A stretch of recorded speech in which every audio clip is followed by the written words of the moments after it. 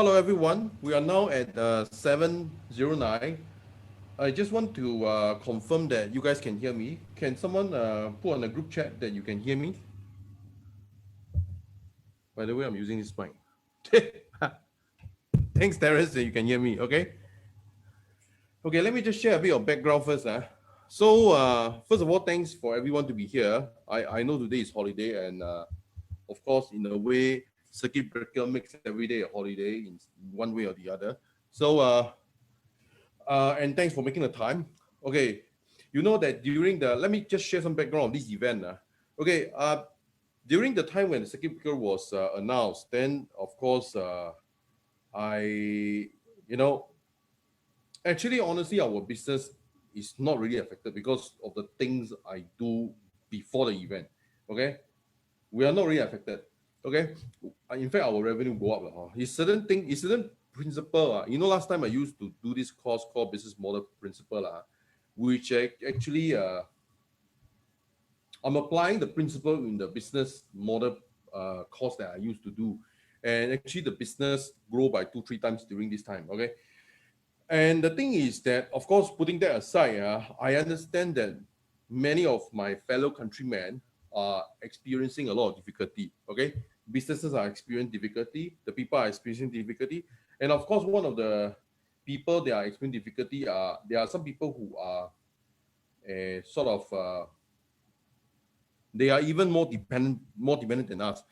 They are, you know, they are old people who are retired. They may or may not have kids. But even if they have kids, they live alone someplace. So I was thinking that actually the circuit breaker will affect them much more than it affect me. So I was thinking actually as a result of that, I actually like look around the internet and looking for some of the help groups that bring food to the poor or bring food to the more dependent. They may or may not be poor. My point is that they may not be necessarily self independent enough to go and bring food to themselves, or it's good that someone bring the food to them. Okay, so the thing is that as a result of this, I was thinking, how can I best help the people? So I was thinking actually 2 weeks back that I actually did an event. I actually invited my lawyer friend to talk about the legal concerns um, during COVID-19. Okay, so of course my planning was all along that okay, my lawyer friend will talk about law, and then for me, I'll talk about business model, because this is the other thing that is crucial to a lot of business people. Okay, and of course, if the business people are doing well, they can continue to employ the people. Okay, so helping the business people helps the middle class to stay employed, and in this crisis is very, very important. Okay, so that's the background. Okay, so as a result of this, let me just share um, what is VendShare first. Okay, but long story short, the topic of today's talk is why and how is money still made during COVID-19, even for non-essential business. Put it this way, there are people who say that essential business will still earn money. Actually, not true. A lot of F&B business, they are essential, but many of them are losing money. The question is why. Okay, so today I will cover this topic. Okay, uh, so in fact, like many essential business are earning lesser or losing money. Okay, so if you find this talk is good, please contribute to the food bank. Okay, this is the QR code of food bank. Just scan and use your favorite banking app to donate to the food bank. Okay. Yeah.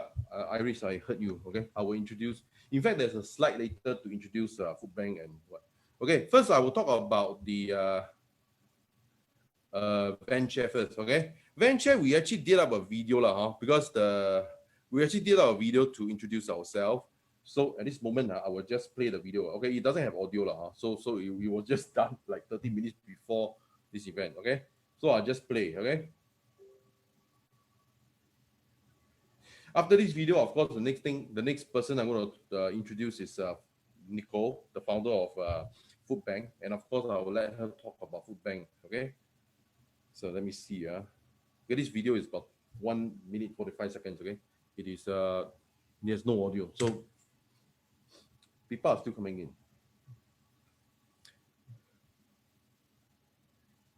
Okay.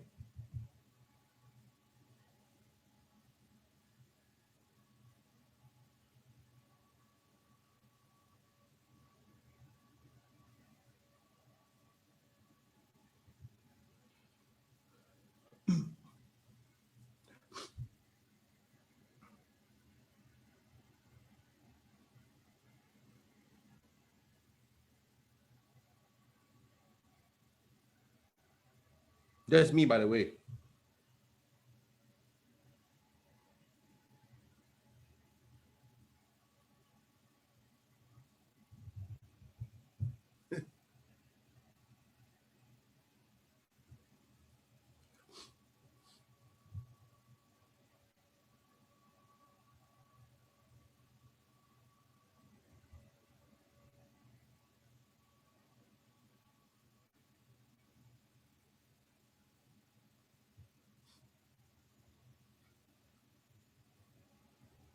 This is our staff and our van.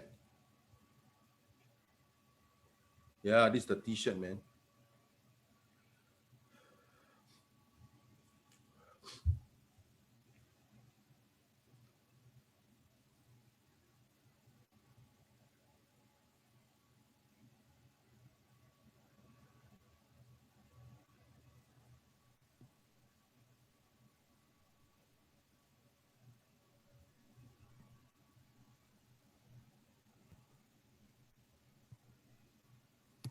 Okay, that's all we have to introduce about VendShare. Okay, most importantly today, okay, you will notice that the slide format is designed for you to donate money. The thing is that, okay, the content will be here, and if you are happy, donate to food bank. Okay, there actually is a new format that I'm trying. Okay, maybe if this idea works on a small scale, maybe in the future I will do an even bigger scale one. Do an even bigger scale one. So okay, hold on a second. There are some questions. I think okay. I tell you what, Kama, I saw you raise your hand, but maybe if you have questions, you just put it on the group chat first. Okay. So you put it on group chat because okay, the next slide, I will pass over the time to Nicole and Food Bank. I will let Nicole introduce herself, and she will introduce about Food Bank, and of course, hopefully, she will talk more about the present situation, like is she coping well with the bringing food to the more dependent now. So I'll let her speak, and without further ado, I shall pass. I will just shift the slide over. Okay, so I have unmuted Nicole, and so basically, Nicole, you can start to speak. Nicole. Yes. Hi, everybody.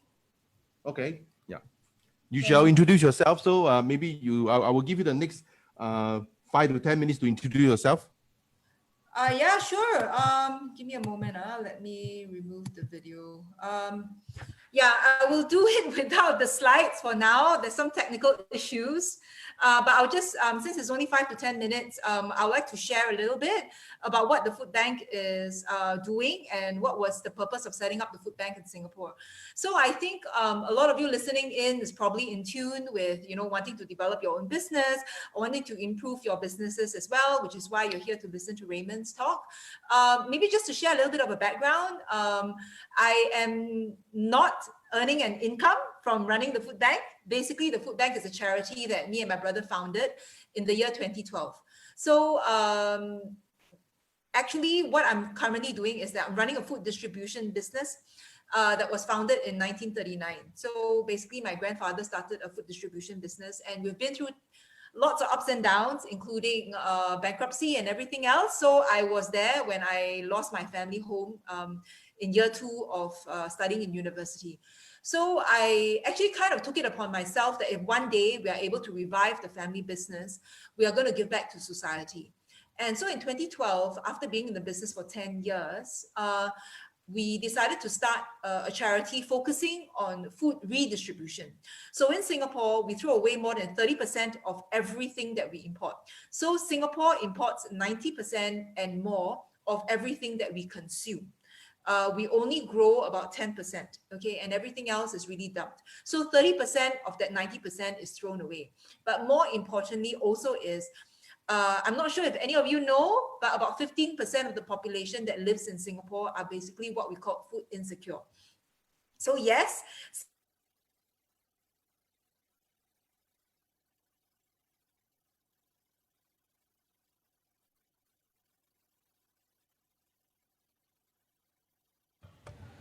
Nicole, I think your sound is off. We couldn't hear you. Can anyone hear Nicole?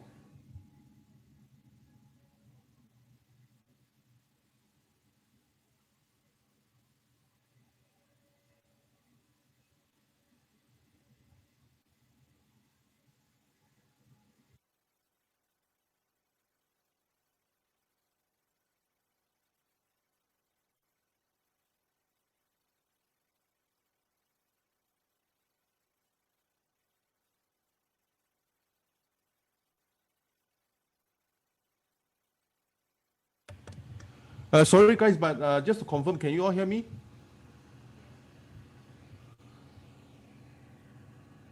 Okay, I believe I shall wait for Nico to come back in again.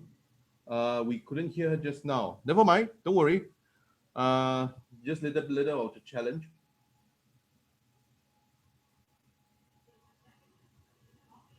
Is she coming in? First of all, she's not in, right?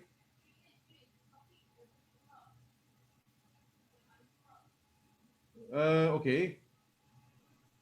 Okay, I think someone got to unmute me. Okay, thank you. Yeah. Okay. Sorry. I think some technical issue. Okay, never mind. You can just continue. Okay. I think we listened to the part where you were talking about your family, and then you say want to. Yes. So we When wanted to you start the food bank. fall back your business. Yes. So if we ever manage to revive our family business, which we did, then we thought that we're going to give back to society. And there we are right now. So in 2012, we decided to start Singapore's only food bank. It's a 100% IPC registered non-profit organization. So what we wanted to do was to redistribute all the extra food in the supply chain to feed the people in need. So in Singapore, we're talking about 15 to 20% of the people that lives amongst us that have problem feeding themselves. Singapore is a first world country, but we're quite unique because we have no poverty line. We have no minimum wage as well. So without these two factors, we are not able to define actually who is living at the poverty line.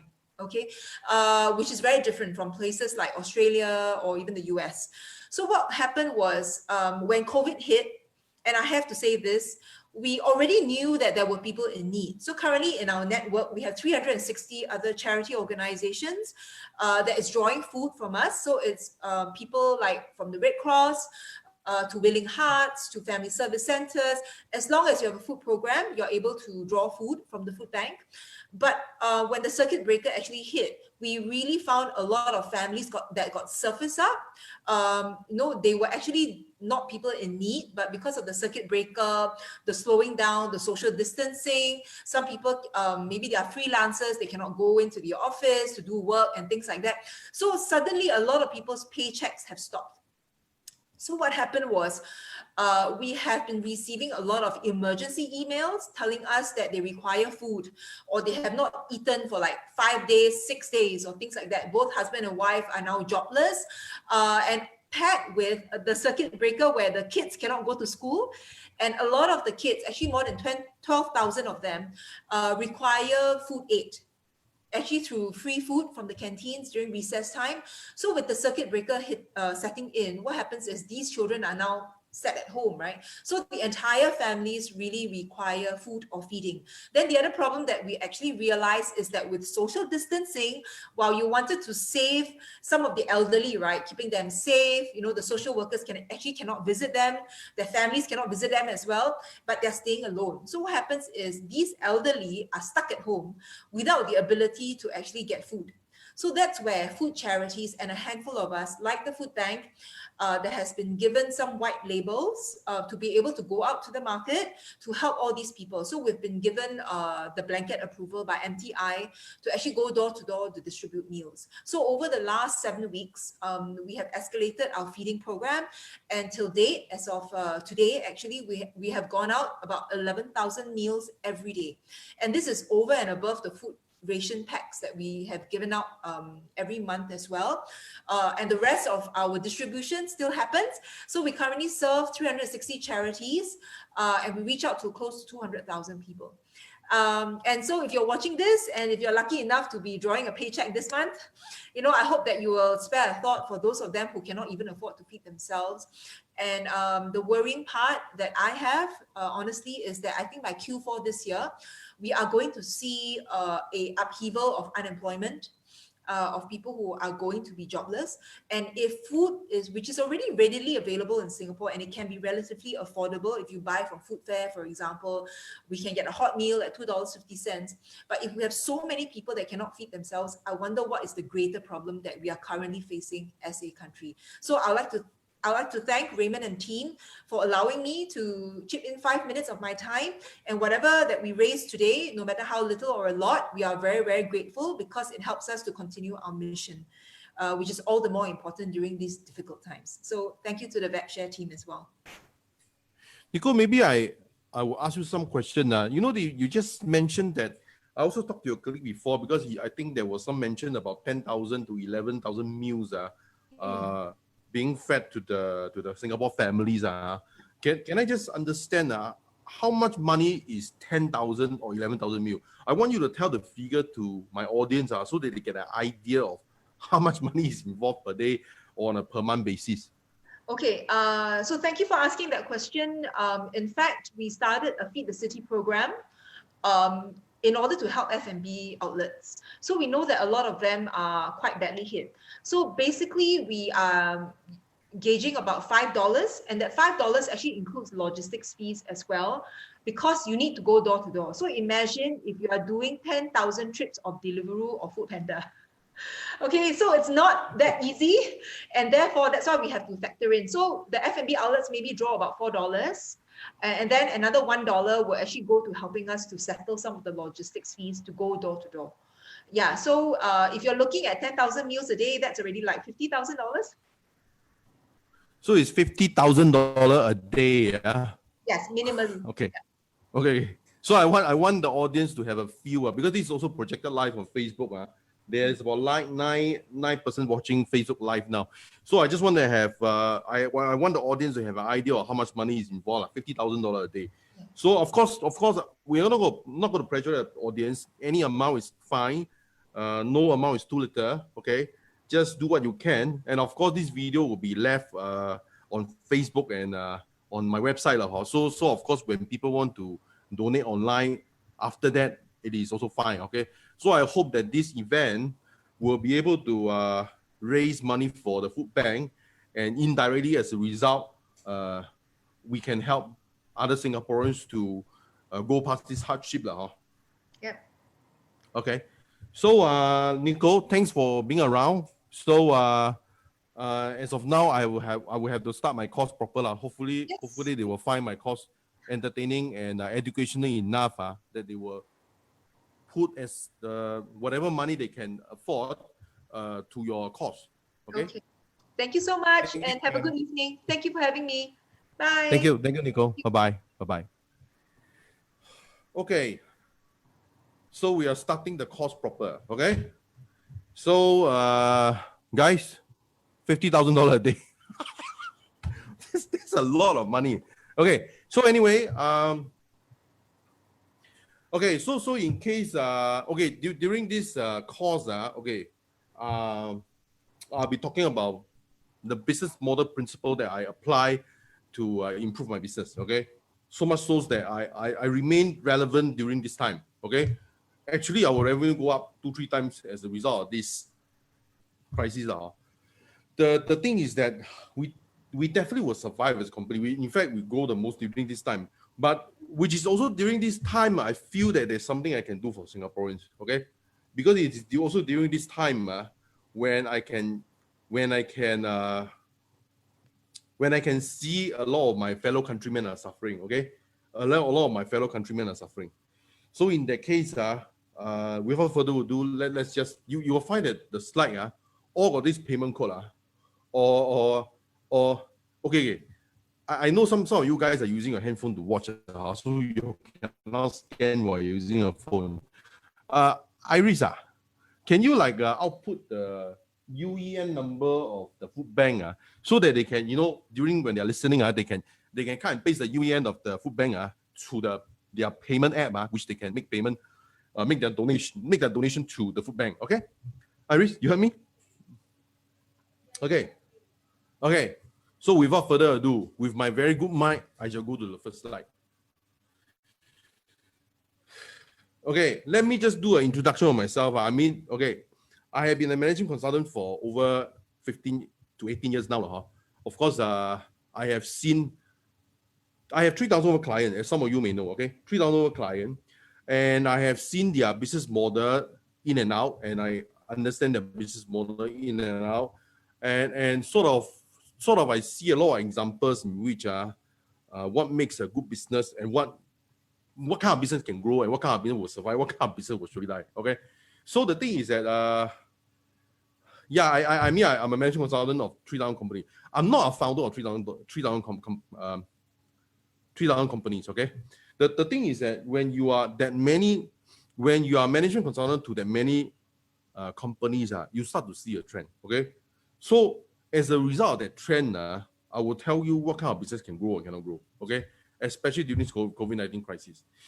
Let me just let me just talk about the methodology that I use in my 18 years of my consulting career.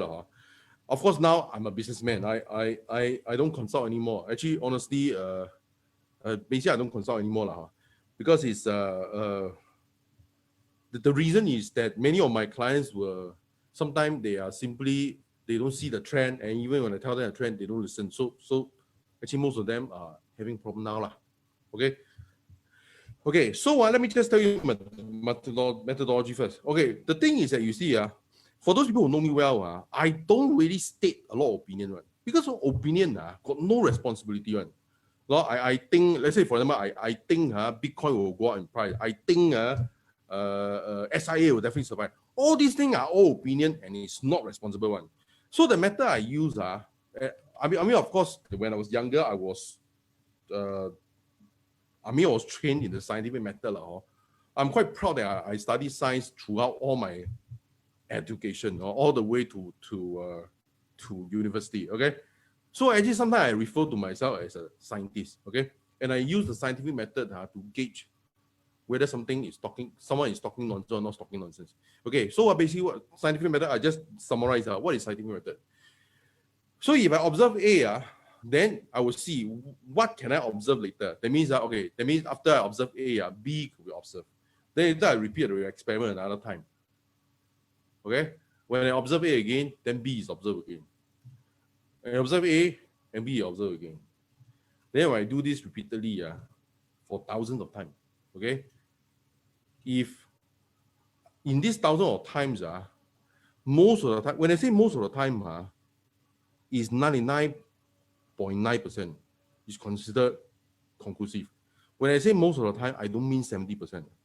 70% is not counted one. Okay, so when 99.9% that whenever I observe A, B is observed, then I come to a very strong conclusion. Okay, that means whenever A is observed, B is observed. So whenever I see, for example, in the context of this presentation, if I see a certain kind of company, when I see this, and I know that during a crisis, they will fail, that means this business will definitely fail. Okay, the thing is that you understand. Then you probably ask me, Raymond, how many crises have you gone through? A lot, a lot. Okay. You know, I graduated in the year of I think 1997. There was the Asian financial crisis, and you know from that year onwards, there are so many crises now. It's just like you know, all my seniors had it good, man. After they graduate, they have a nice time, like you know, they buy condo, they have a credit card, they have a country club membership, all these things. Before my time is like that. After my time is all the way all the crisis plan for me. So 1997 crisis, okay, then again 2001, 2002, you know, SARS and 911, all these things. So the thing is that I have seen too many case studies, okay, and especially for me, I'm scientific trained, and plus I'm a management consultant, which is actually, technically speaking, a very scientific discipline. Okay, you look at a company, this thing is there, you will fail. This thing is there, and fail. This thing is there, and fail. Okay, so they will fail. Okay. So basically, I'm trying to tell you, okay, I understand some of the people when normal social process is like this. Whenever I talk, people usually think that I'm discussing about opinion. I'm telling you the truth. Most of the time, I don't speak one. If ever I speak, it's because I've seen it thousands of times. If not, I will tell you I don't know one. If I tell you, even like maybe this will happen, I'll tell you because I will only tell you maybe it will happen only if I at least see a few hundred times. Okay? If I tell you maybe it will happen, means that most likely it will happen. And when I say most likely, it means 99% will happen. Okay? So the thing is you must understand I know that normal people, when they socially interact with one another, they are just discussing. But you must know whenever I'm discussing Actually, I'm not really discussing. I'm telling you the conclusion. Okay. And I understand that there could be counter example, but usually no lah.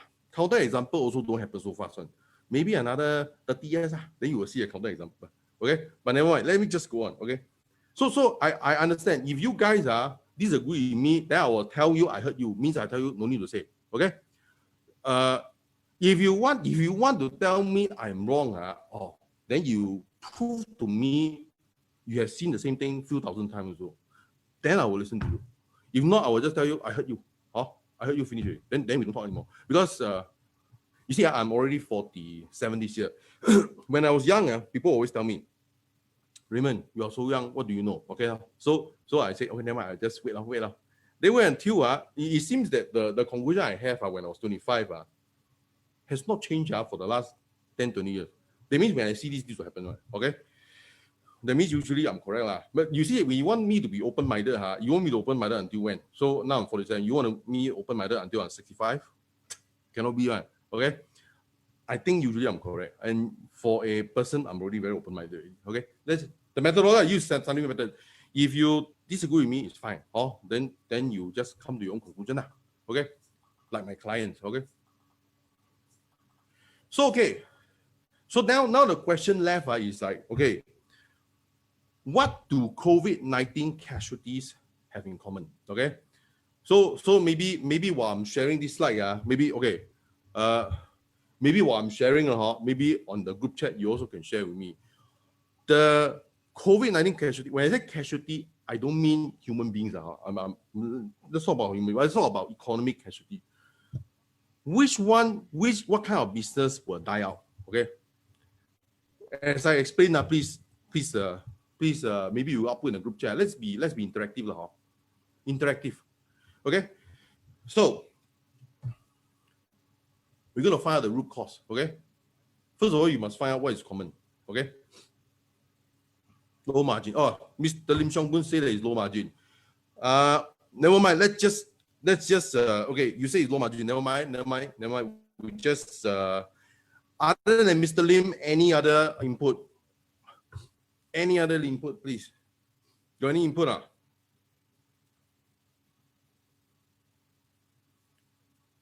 Okay, Justin Lee say renter. Okay.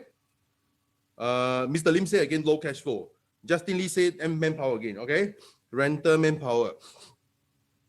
Okay, why not before I go on? Let me just say okay.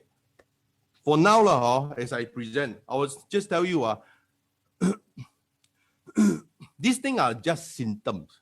They are not the cause. They are symptoms. They are not the cause why this is happening to them. Okay. It is a symptom. Okay. Lack of preparation. Lack of preparation is also a symptom, not the cause. Of course, then I ask you VendShare got a lot of preparation, man. It is very okay, but it's very interesting. Let's keep the discussion going. Lack of preparation. VendShare also got not much preparation. Got someone tell me, Raymond, 2020 January will have COVID-19 crisis. Got anyone tell me? No. So I also never prepare. Okay. So high manpower cost. Okay. Let's keep the okay. You must understand. Okay, Mr. Lim. Many employees, many manpower costs. What is it caused by? Okay. Iris told me not to laugh at people answer. I'm just trying to keep the humor coming. I'm not trying to laugh at people suffering. I'm just saying that while we are discussing about this, let's keep it gentle and humorous. Probably you can find a solution that way. I hope. Okay, do note that I'm not trying to offend anyone. It is really I really want to for those people who are willing to listen, I really wish that whatever discussion we have today, if you can apply my principles and let's say as a result of this, you avert certain financial disaster, that would be great. Okay, that would be great. Okay. Okay, Jem, thanks for the thing. Low, no automation. Okay, it is nearer to the cost, but in a way, it is still a symptom, but it's deeper than just a normal symptom that you can see. It's deeper. Okay. Hence, dependent on the factors, they are affected by external. Okay, I would like to say, okay, Jem, okay, you are saying that this is affected by external. I'll tell you, later actually there's one slide that shows you, there are some people who earn extra billions of dollars as a result of COVID-19, okay? So, not really, okay? The thing is that later there will be a slide, but now I just show you. It's today's new, they will say people like Mark Zuckerberg, together with the top 20 billionaires, top 20 billionaires in the tech industry, these 2 months, they earn an extra $225 billion, okay? It is not $1 million, it's $1 billion. Why? Because the principle is the principle I want to talk about, okay? The principle, okay? Yeah, Serene, thanks for the answer. Yeah, in a way that is true, but it's a bit too general, okay? It's not relevant to the business. Yes, it's definitely not relevant, okay? Okay, Henry, you were saying something about Warren Buffett. Okay, by comparison, actually Warren Buffett net worth stay about the same, okay? Definitely, I don't think his net worth dropped, but the rest go up, okay? As far as the increase of net worth is concerned, all the tech industry, all the people, they in terms of percentage, they increase more so than Warren Buffett. I think Warren Buffett more or less stays stagnant. Okay, the thing is that now the biggest gainer of net worth it's not Warren Buffett. It's actually the tech industry. Like today, the news is who is in the news? China, the Pinduoduo, the founder of Pinduoduo, 40 years old in China. He is now, his net worth is about what 30 billion, is it? 30 billion? Okay. The figure not important, but I'm just trying to tell you that these are the people that are net worth going up. So you see, so the Pinduoduo, these are the same people, the tech industry. So you see, you repeat the trend in every country, US, China, all these things. It is the same kind of people that their net worth go up. Okay, they earn more money. Actually, don't even have to look far. Zoom actually the net worth go up so far, and then the revenue also go up. Okay, so okay, thank you very much. I have enough answer. You can still continue to output answer as I go on to the next. As I explain more about what do COVID-19 Casualties have in common. Okay, so you see, let's just talk about, okay, these are the industry that have problem. But once you talk about the industry that have problem, then you will know what problem is common throughout all these industry. Then you will find out the cause. Okay, airlines.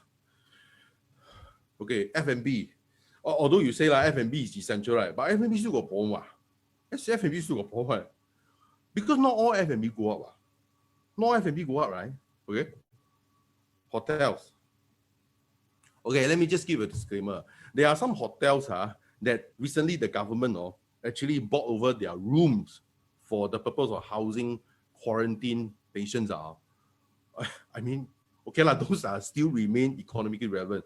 But I tell you what, if your hotel is not being purchased by the government to do the hotel services, you are dead. I tell you, you are dead down. We have some vending machine in the hotel. They are not doing well. Okay, so hotels, online services. Okay, online services, some are casualty, some are not. But again, I put this example here to show you. But online services some are going up, some are going down. So there is something common in airline, F&B, and hotel that is not common in online services. Okay, offline services. Okay, offline services. Some are doing well, some are not doing well. Okay, offline services, people like some of them are hybrid like Food Panda. You consider offline, online, both online, offline because they take your order and then offline they bring. Okay, what do COVID-19 casualties have in common? You see. Okay, the next slide I believe is the answer. Okay, so You see, okay. Okay, I'm going to the next click I will review the answer already. Okay. It is a technical term in finance, but I will explain further. Okay. All of them have in common is that all the business that get into trouble is all at high capex. Okay. Okay. Don't be intimidated by this name. Basically, it just means capex. Let me just explain in very simple terms. Capex means for example, SIA. Okay. What is their capex? The airplane. How many airplanes they have? Okay, I believe few hundred. Do you know one airplane how much? Okay, give me an idea. Can anyone in the group chat? Okay, do you know how much is the airplane? How much is the airplane? Come on, participate. Yo-ho. Okay.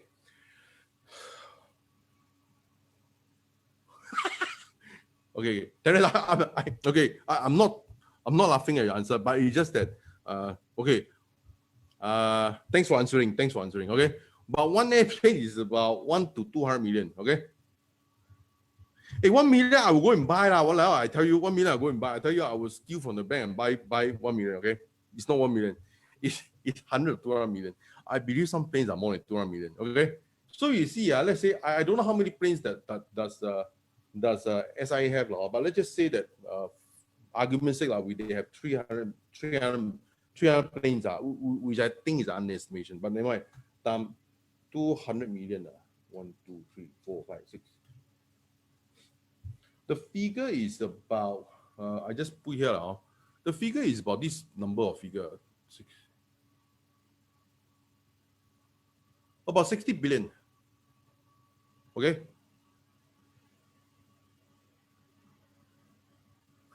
Okay. Oh, Henry, it's about 200 planes. Okay, it's about 200 planes. I actually do not know myself. Okay. So 200 planes. 200 planes, everyone is 200 million. That's how much money. Okay. Okay. So the thing is that all of them have this in common. Okay. High capex. Okay. But anyway, before I divert further, okay, in case you all find the content fantastic, please donate. Please donate. Please donate to the food bank. Scan. Okay. High capex. What are the other examples that have high capex?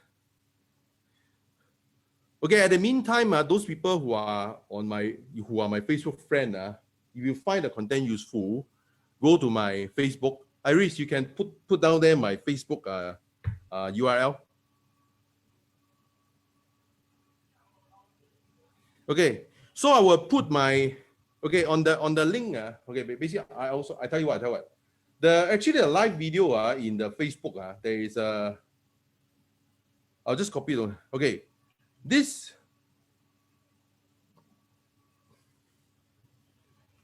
video just share with people. Okay, the first one is the video link. The second one is my profile link. Just if you want, just link to the the video. Share it on your wall if you find it useful. Okay. I think more people find it better. Now it's about 9 people seeing online. It's not a lot. Okay. Just now was 12 and 14. But never mind. Let's just focus on the present market first. Okay. So capex. All the high capex got problem. Okay. When I say got problem, I don't mean they have problem during COVID-19. I'm saying they have problem period. Okay. Because let me just show you. Let me see the next slide. What is capex? Okay. This one got some video. Capex. So this one I explain quite a video manner. Okay. If the video manner is good, please scan and donate. Okay. So one example is plane. Okay.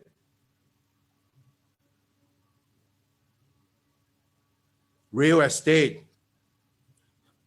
Before I go on to the next picture, I'll just tell you. Okay. I used to have this mentor who is very mad into real estate one. Okay.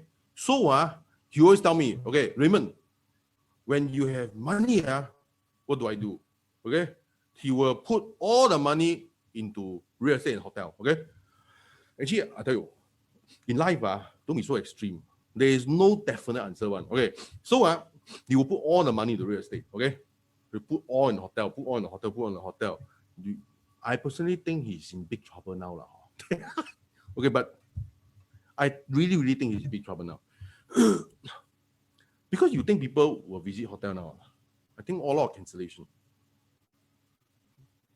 Henry, thanks for it. Capex is basically a short form for capital expenditure. Okay, real estate. Okay. Of course, okay. He always tell me, okay, buy hotel. And of course, I don't think so. Actually, honestly, in terms of today's world, real estate, the growth is very slow. Damn slow. Okay. Because the time of capex being valued is more or less over already.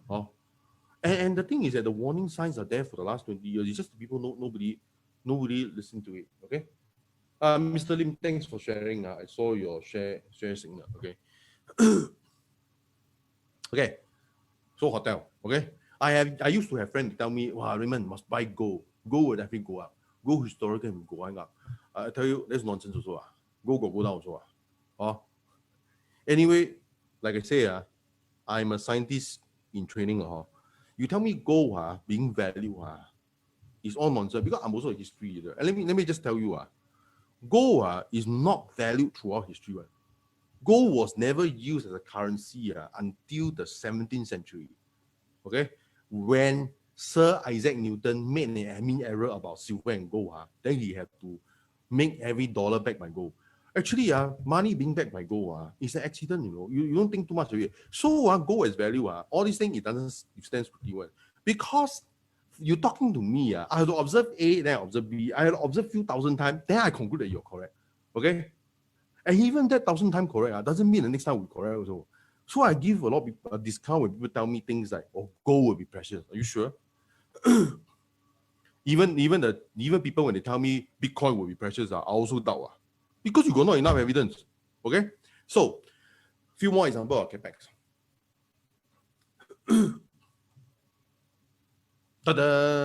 I choose this for a reason because they just declared they're going to file for bankruptcy. But what is the Capex? They are fleet of cars. Okay? They are fleet of cars. Okay? Okay. Actually, honestly, I usually during my business consulting days, when I share about business brand positioning, I always quote them. Actually, the brand positioning is not bad, but it was relevant 50 years back when they were doing up. But during this time, when you go towards this time, whatever that is relevant 50 years back is not relevant now. That's why I actually feel that Warren Buffett is not really relevant now. Okay, we will see more in the future. Hertz. Okay, what's the next example? Big fleet of cars. Big fleet of cars.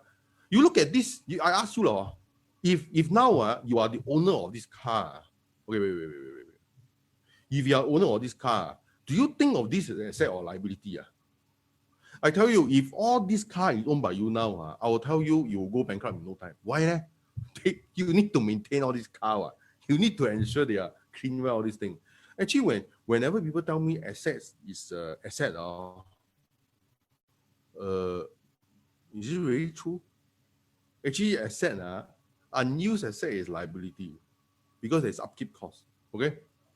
If now I ask you, let's say the whole MBS, the whole real estate, I give to you as ownership. You don't have to pay a single cent. Do you think you will go bankrupt in no time? Of course, you're gonna pay for the maintenance, You're gonna die. Okay. I don't understand why people say, but the bigger the asset, the more the net worth. Okay, not really true. At least it's less and less true. Yeah, I put the example for a reason, because why Virgin Airlines just asked for a bailout, right? Why? Capex. This one also. Okay. Actually, all along actually SIA is doing not bad as an airline, but the thing is that every year as they go by, it becomes more and more precarious, more and more dangerous because more and more competition, and it doesn't change the fact you are high capex. Okay. SIA. Okay. What is this? Blue color, Singapore company. Comfort Delgro. Okay. Big problem, no? Big problem. All those people with high packet, big problem. Okay. What is common about Capex? What is common? And once you distinguish, you will know why so many of my ex-clients, so many of people who are not my client, they get into trouble. Because once you have this, more or less, I know you're going to die, okay? Or you have serious problem, okay? High capex means you have huge maintenance costs, okay? That is why what I was told, SIA actually flew a lot of their planes into some Australian desert, okay, to store, okay? Because they will lower down the maintenance cost. But the thing is that it doesn't change the fact you have other kind of maintenance costs, which is financing costs. Okay, I do not know whether SIA bought the plane by outright cash or get a bank loan. I think you should get a bank loan, right? I'm not SIA shareholder, so I don't know. But logically, you should get a loan. You shouldn't buy using cash. Or you got so much cash, right? So you buy using loan. So the thing is that I ask you very simple. Okay, assuming they bought by loan, which I think is true. Okay. SIA plane, even if you store the plane in the desert, do you still need to pay the loan? Do you need to?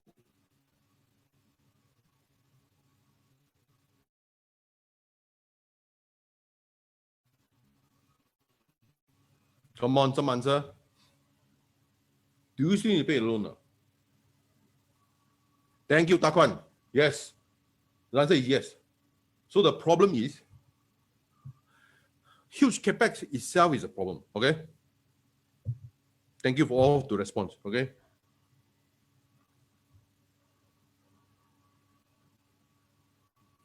By comparison, what is that? Like, it means low capex, or either no capex or low capex. Okay. Actually, you can only say low capex, because actually once, even if Facebook, they buy a printer, that one is capex. You cannot say no. But the printer, how much do you need? $500. So it's small by comparison. Okay. So okay, these are the Ninja Van. Okay, Ninja Van, you all definitely heard before. Do you know that Ninja Van in this 1-2 month, I can't remember the exact figure. Do you know that they have received over 100 million or more? Exact figure I can't remember. So don't fault me. I only look at pattern only. Okay, I'm a pattern recognition guy. Okay, so I know for a fact they have received hundreds of millions or more investment. Okay, I think so. I think it's 100 million. Okay, correct.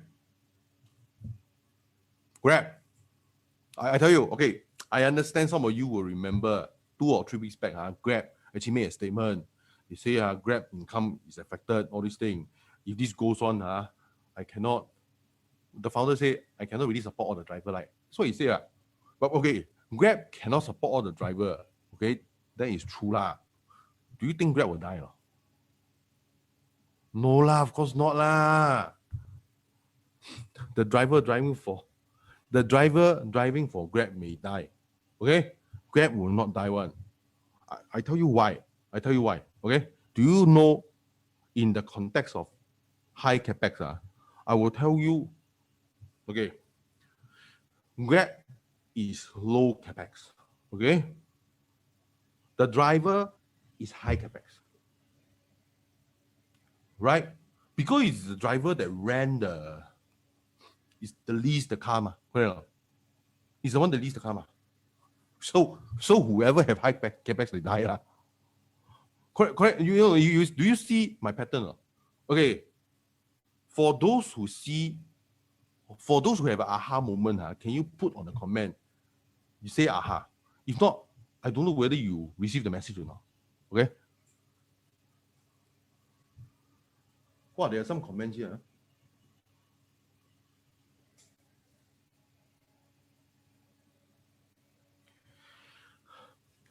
Henry, good point, but I will address that later. Okay. Well, only Iris Aha. Iris Aha not counted one. Anyone else or not? The team what? Uno. What is Uno? Got any aha moment or not? Whoever that Uber, okay. Actually, same model huh? They will have experienced some short-term challenge about lower revenue, lower income, all this thing. But do you really think they would die? Not really lah. Not really. Yeah, Wilson, thanks for saying this. Of course. Because whoever they have Capex, they will die. Okay lah, I mean, okay, put it this way, because Comfort Delgro and SIA, they are sort of we expect the government to be saving them, more or less they won't die. Because the thing is that if you consider the balance sheet by itself, as a business, they will experience serious trouble. Okay. But the only reason why they will not die because someone building out. So the only reason that someone building out, in the end, I ask you, who is paying the bill? The taxpayer, like us. We are actually saving. We are saving the rest. Okay? The taxpayer. Okay? But the thing is that all these things about SLI and Capex, high Capex, in the financing industry, the financial expert has been warning this for a long time, but never mind. Okay, Comfort will be in trouble. Yes, definitely in trouble.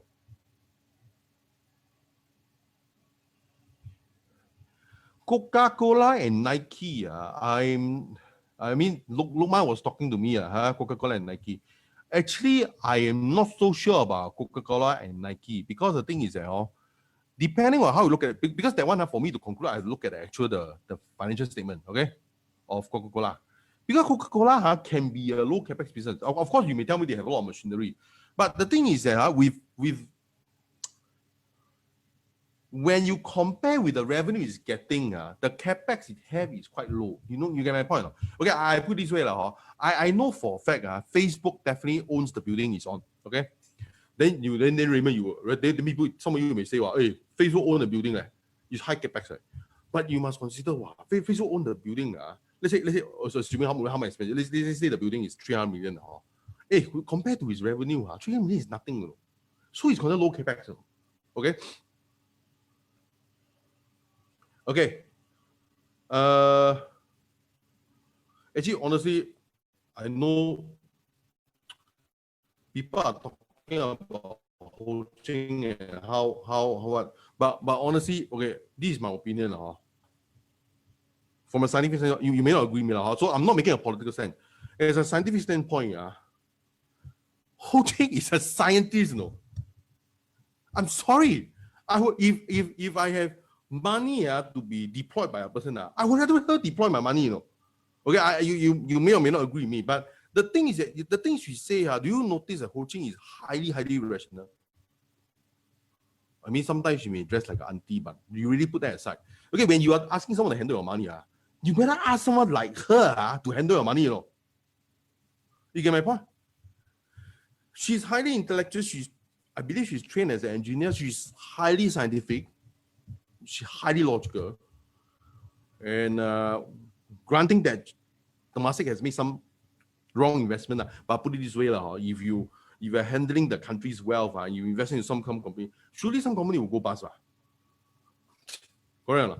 So never mind about Ho Ching, okay? I may not like her, but I trust Ho Ching to handle my money, okay? UX this one because rented, because of outstanding money obligation. Okay, this one is good information. StarHub M1. Okay, let me just say Chihuahua. Okay, good question. Good question. I believe that in the short term, people will still be needing telco services. Okay, but honestly, a lot of value in the telco services does not stay with telco anymore, because like for example, you see, don't have to go far. Okay, much of it go to WhatsApp, right? Okay, WhatsApp replaces SMS, and then WhatsApp don't have a single telco. You see, WhatsApp low capex, right? Don't tell me the server they own. That one is not counted one, because you must consider the value is 19 billion. The time Facebook bought it over 19 billion, right? How many buildings does it own? I think at the time of purchase over, WhatsApp probably have about, if I remember correctly, it's about 25 staff. It's only 25 staff for a company worth 19 billion. So which point out to one of the reasons they give. You see, when you all say high manpower, just now when some of you say high manpower is a problem, right? How come? Like I said, that's a symptom. How come WhatsApp got only 25 staff and worth 19 billion? Maybe now got more, don't say now, with the time purchase over 19 billion. It is because of his business model. His business model doesn't require so much staff. He's only got 25 staff only. Okay? So when you say high staff, honestly, the high staff problem in Singapore is a matter of the business model.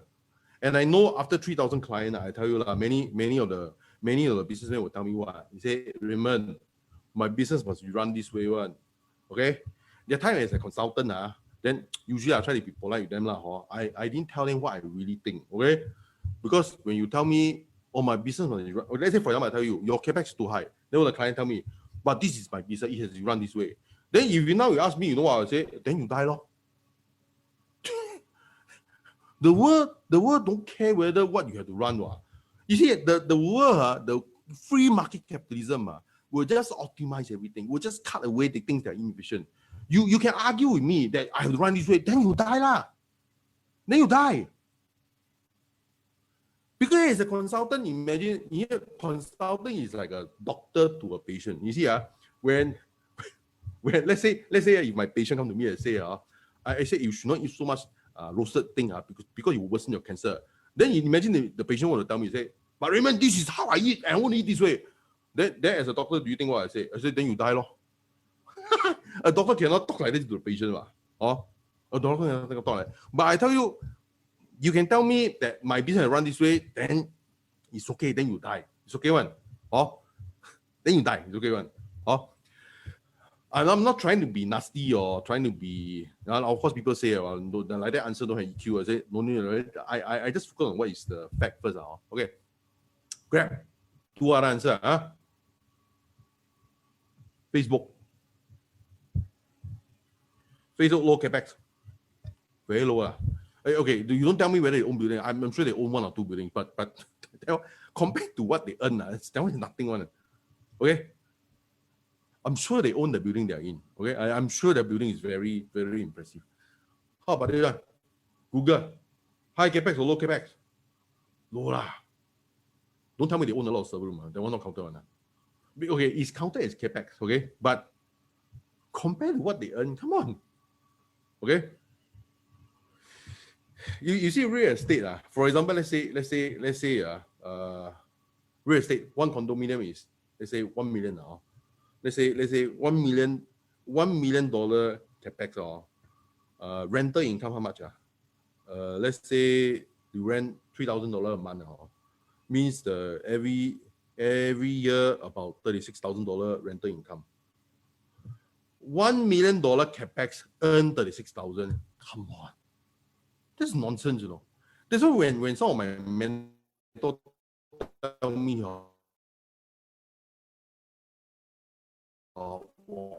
real estate, the way you go. Come on lah. Honestly, are you sure? At this point, got any question? Any question? Any question or command? Okay. Sorry, there's a warning saying that my internet is unstable. I just see what's the problem first. Because I'm using my handphone.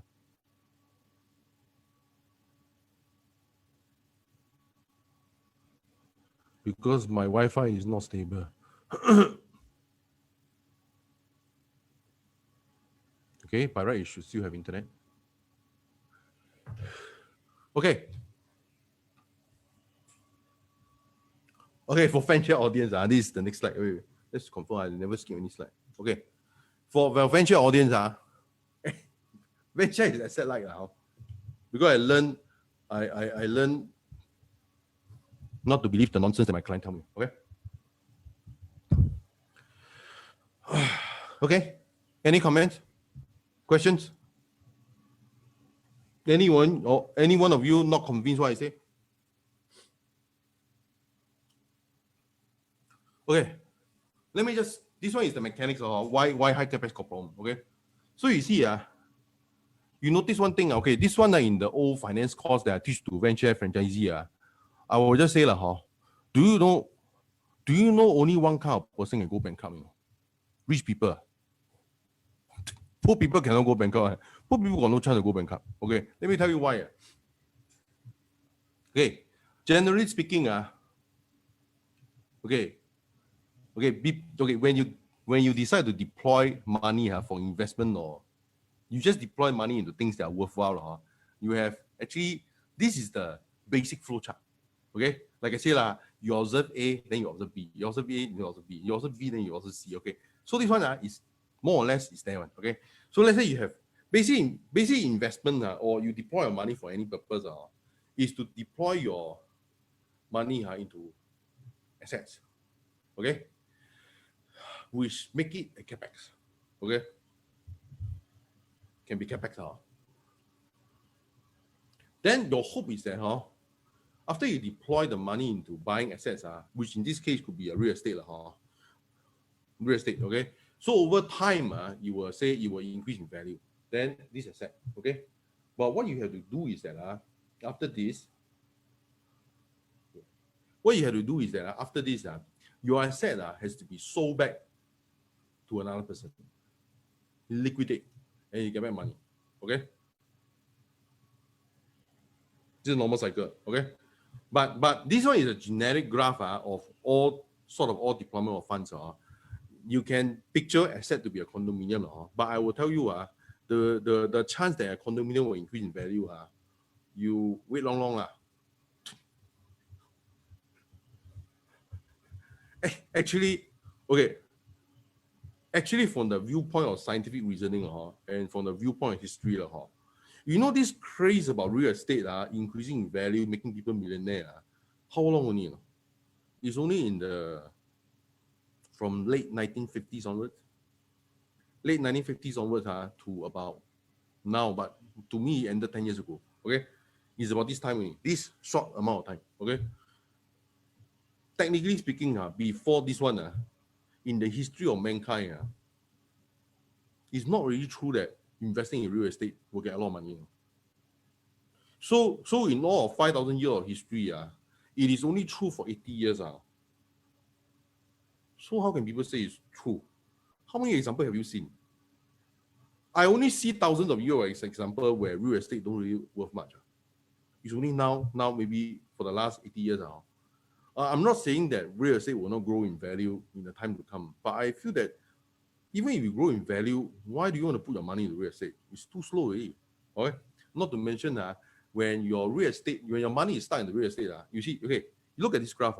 When your money is stuck in the real estate, you don't have money, right? Okay, I ask you, very simply one, because nobody say any comment, I'm gonna ask the question, so I mean, ensure that you are still awake. Okay, I ask you, if like my friend, now you own about, let's say 10 hotels, okay? 10 hotel, I assume you get a bank loan to buy. Let's say every hotel is about 5 million, okay? 50 million, right? 50 million, right? Let's say don't consider, we don't consider interest. Let's say 50 million. Let's say 30 years loan. You are 12. Okay. Okay, without considering interest, you just pay back only principal only. 50 million divided by 30 years, divided by 12. So every month, if your hotel is not rented out, you have to pay 138,888 without any. This is not considered interest. Interest usually, if you plus interest, is about 2 times of this value. That means you need to pay back 250,000 per month. Okay, I ask you, if you don't have hotel income, you don't have room rates to pay. If all your money is in terms of your ownership, of the hotel, what will happen to you? Please, you're awake or not? Can you type in the answer? What will happen? Come on. Perry Ko say die. Die lor. Bank repossess lor. Bank ask you to top up lor. Bank has the right. Bank usually in their contract. So you tell me, your net worth 50 million, so what? Big deal. You see, everybody who go bankrupt, usually their net worth is 50 million, 10 million. Hey, come out, jump down from hotel. Good, So the thing is that you tell me the truth, is asset an asset or asset a liability? Actually, it all depends. Okay. So some of you hey, the rest never reply. Hey, 40 people only got a few answers only. All right. So okay, liquidate, become money. So generally speaking, when you want to deploy your money, you must liquidate one. You know HDB actually team.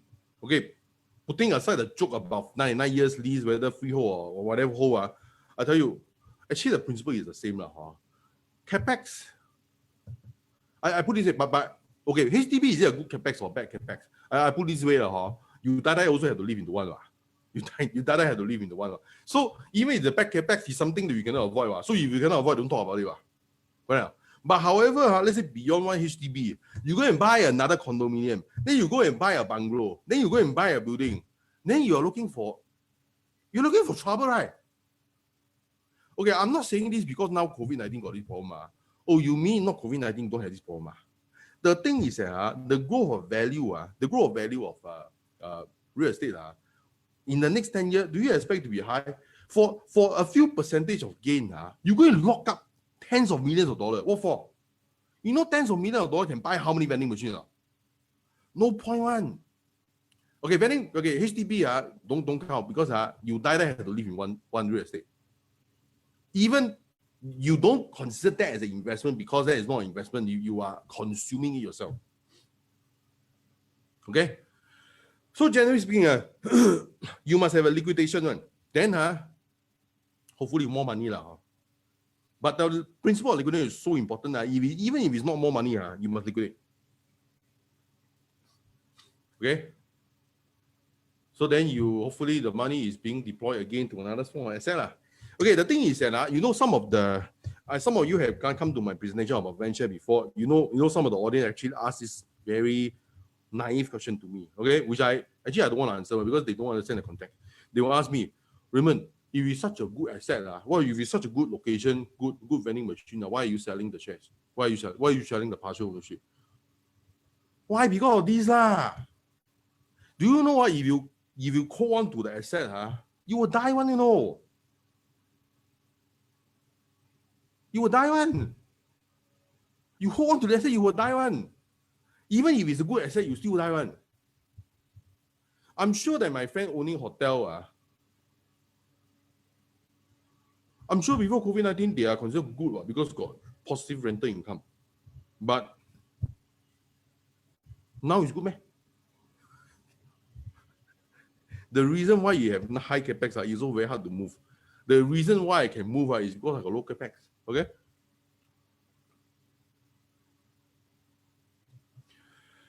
Example of high capex business. Who is this? Richard Branson. What did he say recently? I have seen a lot of comments about my net worth. Net worth, what is net worth? This one, go back here. Net worth is this one. His asset is the share of the company. Okay? So let's go do this. Richard Branson.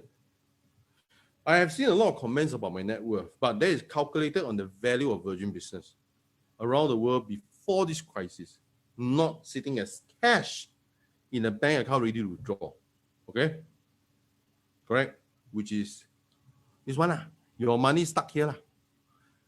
People ask you to pay for rental. You cannot tell them, can I pay with my shares? Cannot one. You must pay your money. And in this crisis, your share worth nothing. You give share also no point. Okay? Not sitting in cash and ready to withdraw. Over the years, significant profit has never been taken out of the Virgin Group. Instead, they have been reinvested in building business that create value and opportunity.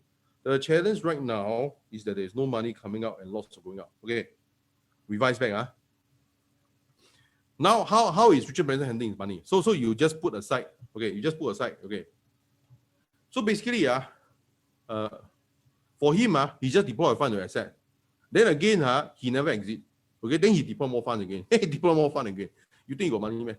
Okay, actually, what I heard was that actually during this crisis, he put in his own personal money, about 250 million. Okay, I'm surprised that he has 250 million cash, but it's not bad. But his net worth is about $8 billion. You only have 250 million cash. But his 8 million, his 8 billion net worth is nothing one. Okay.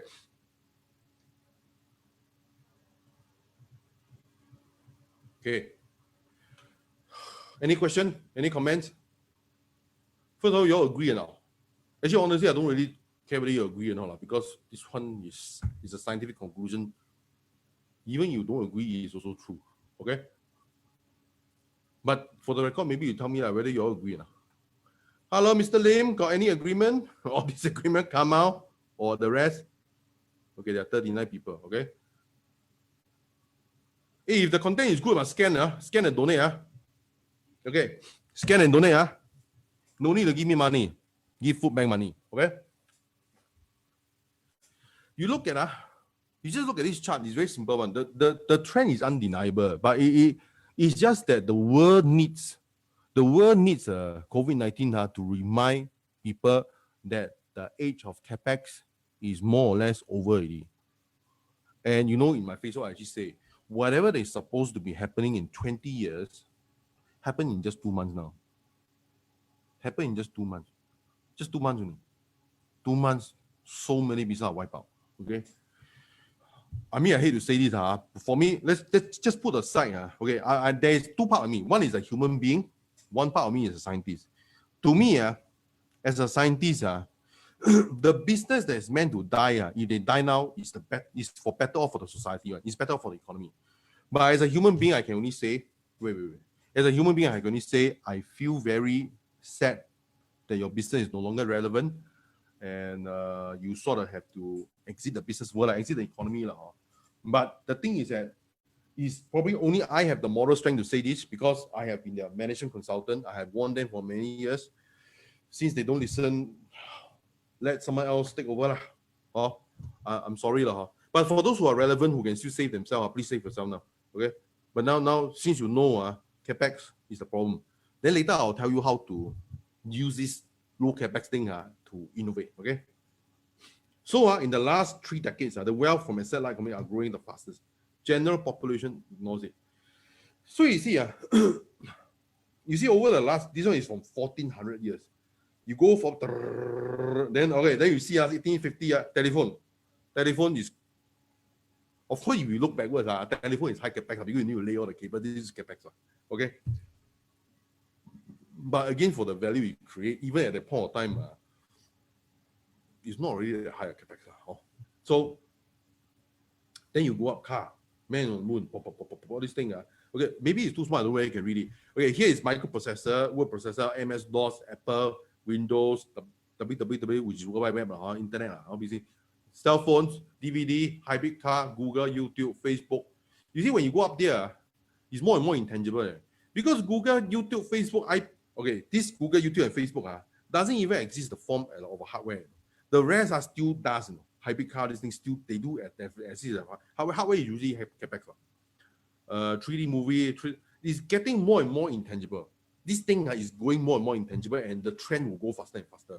If you still want to focus on Capex, as a means to gather wealth, I tell you, most probably they will go bankrupt. Actually, as far as the data is concerned, in the January and February, I think there was an increase of number of bankruptcy.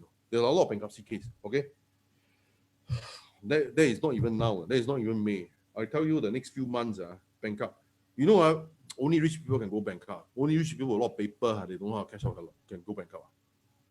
Okay. So when people tell you about gold is eternally precious or real estate is eternally precious, actually just listen with a pinch of salt. Not really true. Not really true. Not really true. Today news article. Flash already. Later you can go and search. The world 25 richest billionaire has gained nearly $255 billion in just 2 months. Is there a crisis? Actually, yes, there's a crisis. Okay, but everyone losing money?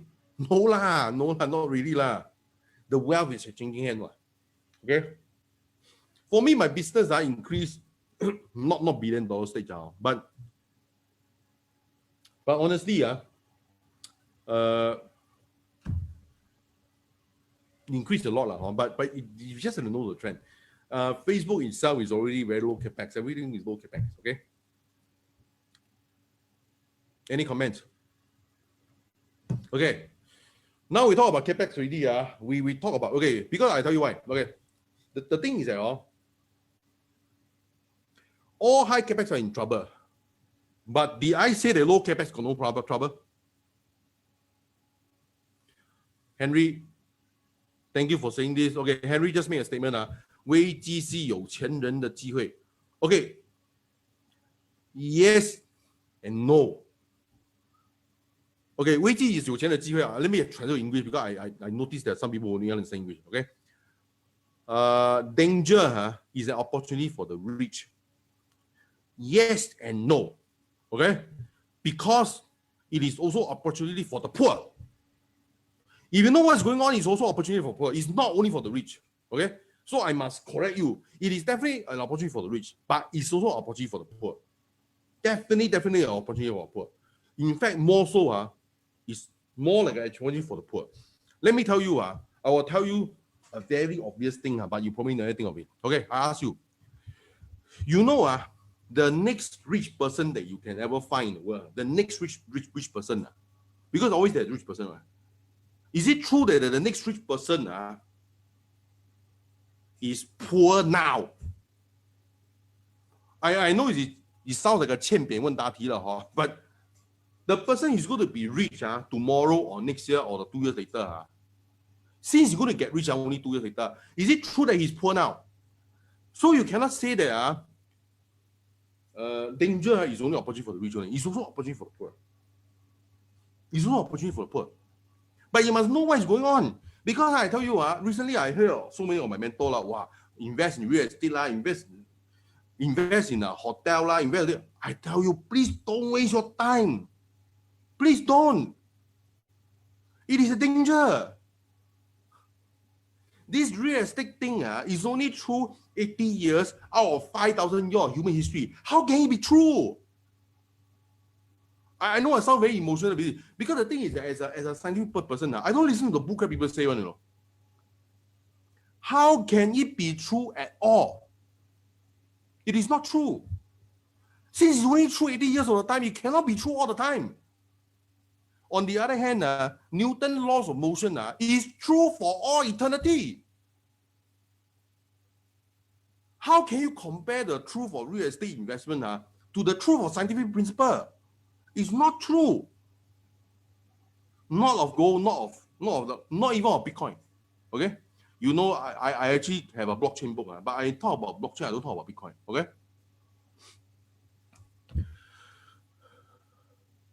Henry.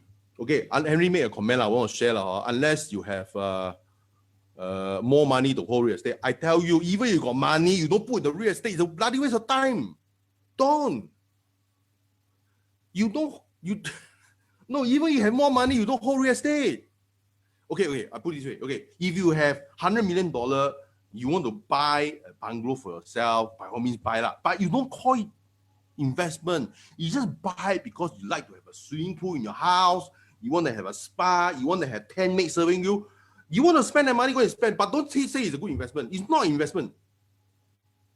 Of course, when you gain your wealth, you get your money, you want to live in a more lavish manner, nobody's stopping you. You want to buy a Lamborghini, go and buy. But don't tell me buying a Lamborghini is a good investment. Don't say buying a bungalow is a good investment. That's nonsense. If you buy a bungalow, just say you buy a bungalow because I want to live in a bungalow. Don't say that you're investing in a bungalow. Okay? But having said that, okay, put it this way, real estate I believe will still go in value, but not as high as people think. Maybe a few percent over 10 years. Come on, bloody waste of time, right? What for? No, my point is that, of course, I'm not giving you advice. I'm just telling you what the pattern is. Okay, the pattern is you want to listen, you listen. Don't listen, it's fine. Even if you have money, please don't put in real estate. It's a bloody waste of time. Don't. But if you want a bungalow to live there and you want to have a lot of people serving, by all means go and buy it. But don't call it investment. It's okay one. Like the guy who actually the big fan guy, go and buy a penthouse unit for what? 30, is it 30 million or what? But the house was how big? The Dyson guy. I don't know the penthouse how much?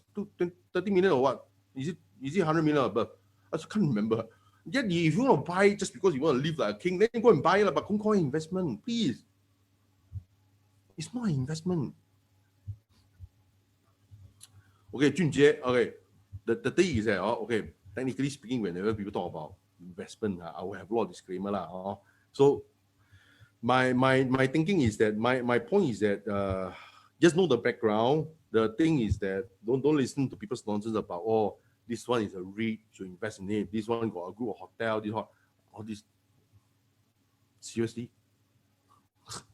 Oh, no lah. Oh.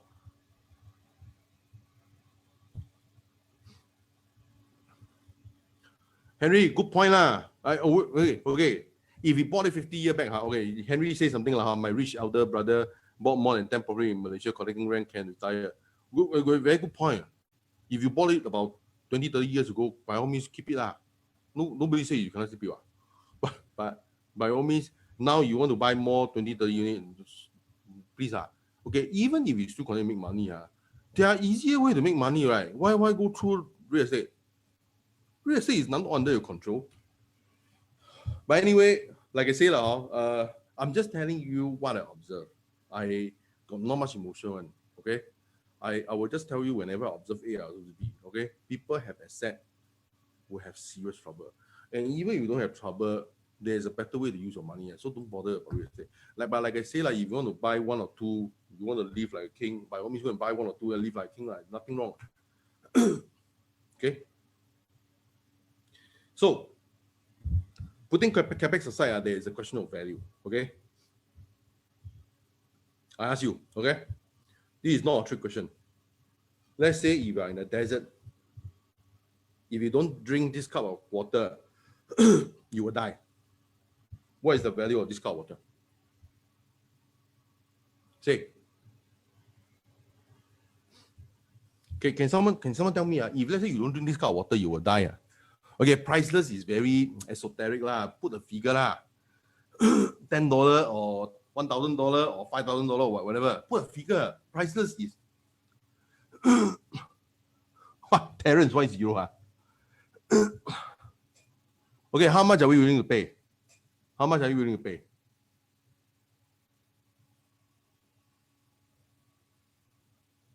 Millions, okay? Depending on where I am. No lah, don't depend lah. You don't drink this water, you die already lah. If you have one cup of water and 10 people eyeing it, okay, good lah. What I have in my pocket, okay lah. Whatever I have, law. Okay, that means whatever is in your pocket lah. Okay. So okay, so I ask you, therefore, the value of this cup of water is different under different context, right? So you must understand this. It's different under different context, okay? Because these are key things, okay? Because low capex alone doesn't assure you that you have no problem, okay? But low capex will give you a fighting chance. But fighting chance, you must know how to create value, okay?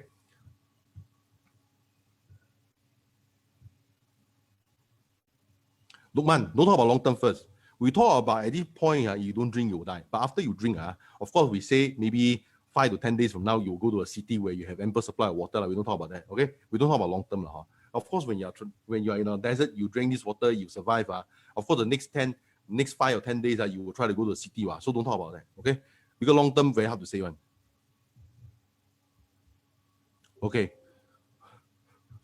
So maybe Muslim will value it lesser because they can tahan longer. But in the end, humans don't have water for 3 to 5 days, you will die already. Okay? Nothing to do with your endurance. Okay. So my point is that value is a function of the context. Okay? Under different contexts, the same thing is valued differently. Okay? So you know there are some franchisee. Now you look back at how I sell the VendShare vending franchise. Okay? For those people, I know there are some audience, they are not buying our VendShare franchise. But I just ask you one thing. You remember whenever we sell a location in a hospital, we will tell you it's confirmed or not confirmed. Okay? Confirm is one context. Not confirm is one context. Not confirm the value is lesser. Confirm the value is higher. So now you see how I structure all this value into how I sell things. Okay. You know, a lot of even some of the franchisees, some of them never top up. Okay, they never top up because they privately told me, they told me that they disagree that the value is different for every context. They say the value of something is objective. That is pure nonsense. Okay, let me just tell you that's pure nonsense. I don't know whether you're online now, but if you're online, I'm sorry. Because there are times in which you say you want to learn everything, go and read 5,000 years of history like I do, go and read, and go and read every book on religion, then go and read every book on philosophy, which I did, okay? So whenever people tell me there's objective truth for this thing, okay, in the market, there's only agreed pricing only. Beyond that, there's no objective truth. Only pricing is subjective. Because pricing is agreed buyer and seller, is defined in the contract. Only that one is objective. The rest are all nonsense. The rest are all subjective. Okay? If you feel that a VendShare in the hospital has more value than in Tiong Bahru Plaza, then you will pay more for it. It's clear cut. So the value of something has to realize by a pair of buy and sell agreement. You cannot buy and sell agreement. That means what is the last transaction price? Whenever you talk about what is the value of gold, what is the value of real estate, all the market will tell you what is the last transaction price. When you want to sell your house in your Ang Mo Kio thing, they will ask you what is the last transaction price of a unit in your block. They talk about that. So you can use that to infer that's your value. Temporary value. Even though your neighbor sell it for that amount of money, doesn't mean you can sell it for that amount. Correct? Okay.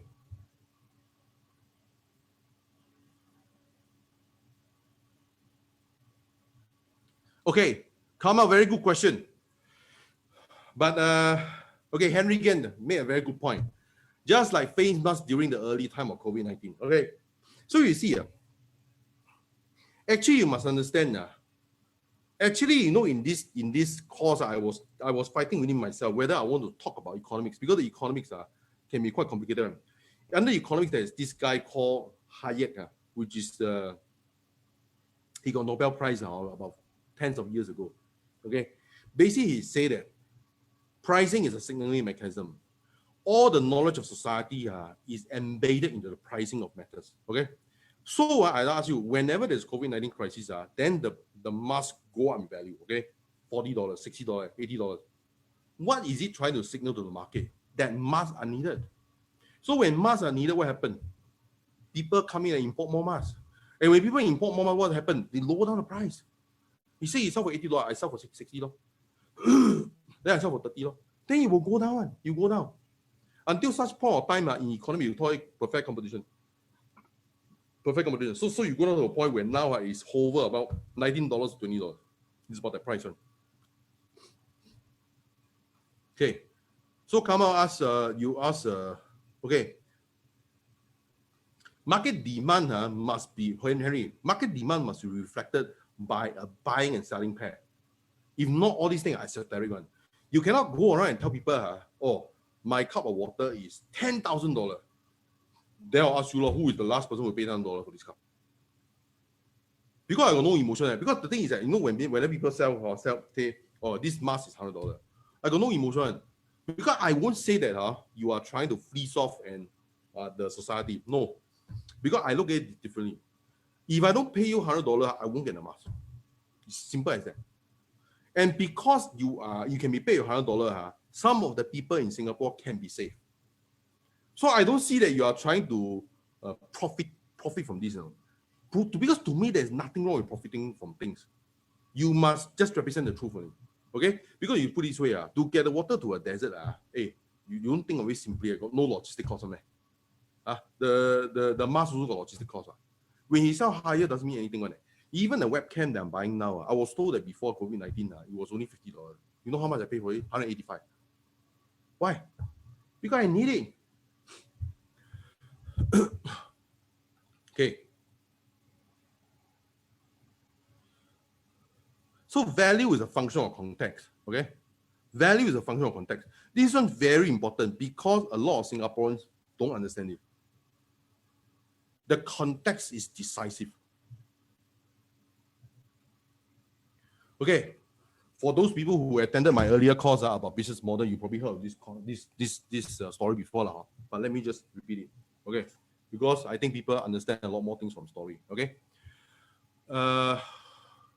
for those people who are listening to the story, you can also type in what is your thoughts and all the so far what I shared so far. Okay, because I'm a very simple man. I just look at one thing that's common in a problem, then I say that's the root. You remove that root, or you change the root, you change the problem. Okay, you change the context actually. Okay, I'll just talk about the story of 3 doctors. Later, then I will tell you this is the principle why I sell coffee to the hospital. Okay, this is a story of 3 doctors. Okay, so there's a efficiency. Okay, this person has ability. He can save people from the death. He can save people from death. Okay, you are near to dying. You treat him. You're being treated by him. Most of the time you will leave. Okay. Then what eventually someone talked to efficiency, he said, wow, your skill is so high. Then efficiency told him, actually, among all my brothers who are also physicians, my skill is the lowest one. Okay. They say, hey, what do you mean by lowest? Okay. What do you mean by lowest? Okay. Because he told the guy, okay, my brother is vision B. But then before the person even experienced death, 10 years before the death happened, he prevented by nutrition. Okay. Okay. Physician C is known throughout the society at the point of time. Physician B is known only to the county. Okay. But he said, wow, physician B is so good. Okay, the skill is so good. Okay. But the thing is that physician A, he said this one is not his best brother. His best brother is physician A. That one can prevent 20 years. But this person is only known in his own village. Okay. I ask you, give me answer. Which one do you think got more financial wealth? A, B, or C? Come on, type in. Come on, I will answer your question later. Okay. C. Come on. The rest only 4 answers. Come on. What Junjie A? Okay, never mind. Okay, never mind. Come on, more answer. Come on, B. Okay. Come on, more answer. Come on. Okay, the answer is C lah. Okay.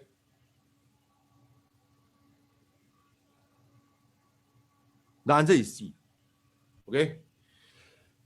And this one is a big slap on those people who always tell me, Raymond, you sell coffee, must sell the best coffee. So what is the best coffee? Actually, product quality is not the reason why you make money. But your product must be acceptable. You notice that whenever I talk about product, I always say my coffee is acceptable. And I will focus on marketing. Remember, I always say that word. Why? Because of this.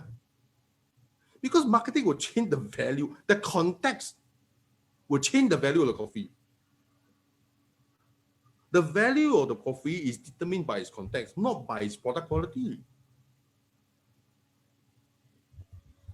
You all agree or don't agree?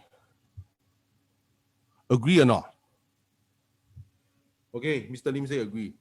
Hey, disagree also can say one now. I will just say I heard you because I'm a scientist. You want to disagree, it's fine. You can disagree all you want, but you tell me I'm wrong, I say give me a few thousand examples. Okay. So therefore, product quality doesn't make you richer. The context make you richer. But put it this way, I'm not for selling bad product. The product must be acceptable. But honestly, as a businessman, you're supposed to sell acceptable product. You cannot tell me you sell lousy product. And then the marketing compensate. No, the product must be good already. Then the marketing spread it to more people. Okay? Spread it to more people.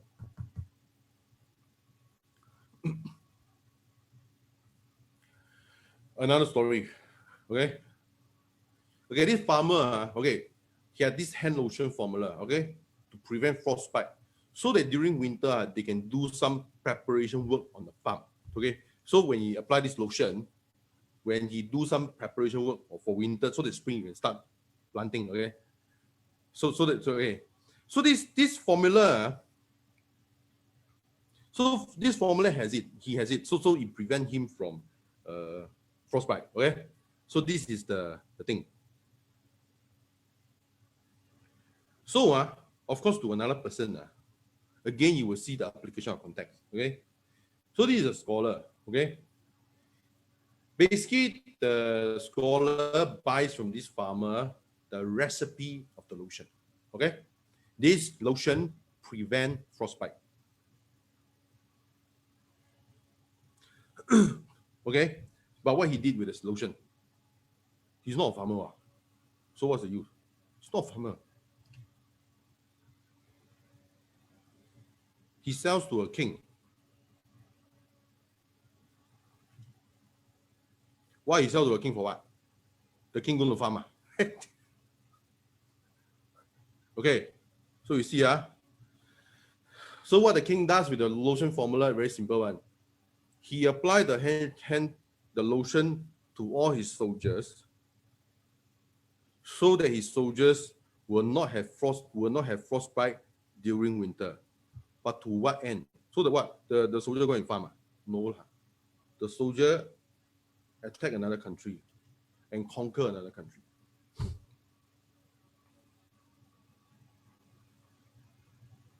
Ask you a very simple question. Is the farmer a richer person or this middle guy, the scholar? Is he which one is richer? Tell me. Who is richer? Who got more value? Who is likely to be more financially successful? Correct. The scholar, the guy who doesn't even know how to farm. The hand lotion formula is meaningless to him. It's meaningful to the king, but he knows that this lotion is useful for the king. Okay? So therefore he gains his wealth. So I ask you, remember I told you before, the time during the crisis, I tell you, okay, the COVID-19 crisis was coming. January, some of you are in the group in January. So I did a video, I thought it's coming already. So I was telling you in the group that there was a very serious trouble. Okay. But then that time, of course, we moved fast enough because of what we learned from Chinese philosophy and things like that. Okay. So what we do, Alvin, you raise your hand. What you have any comments or have something to say? Okay. So let me just finish this part first. Okay. So what we did was we were thinking, using this formula, the coffee is just a hand lotion. Who will need it? Okay. I will tell you, nobody at the point of time or nobody ever will one time pay $few $1,000 and buy coffee for themselves. No, nobody will do that. But people will buy the coffee and give to the other people. Okay. The context change. Okay. The context change. That means they buy. Of course, it's not for conquest. The sponsor is not conquering the doctors. They give to the doctors because there is such a use. Okay. Just now who raised their hand? Okay, sorry. I'll just go on. At this point, got any question? Okay, I tell you what, I will unmute for a while because you have not been speaking for the last 1 hour. Maybe you have something to say or something like that. I mute all. You all keep your background quiet for the moment. You all got anything to say? Any comments? Everyone is unmuted. Anyone got anything to say? Hello? Henry, Xiongboon? Nothing to say. Okay, I mute back first. I allow you all to unmute yourself, okay? So, okay, if you find this story nice, does it, wait, can you just tell me, does it explain a lot of things that you all have been seeing? Does it explain? If you feel that this is a good slide, please donate, okay? Donate to food bank, okay?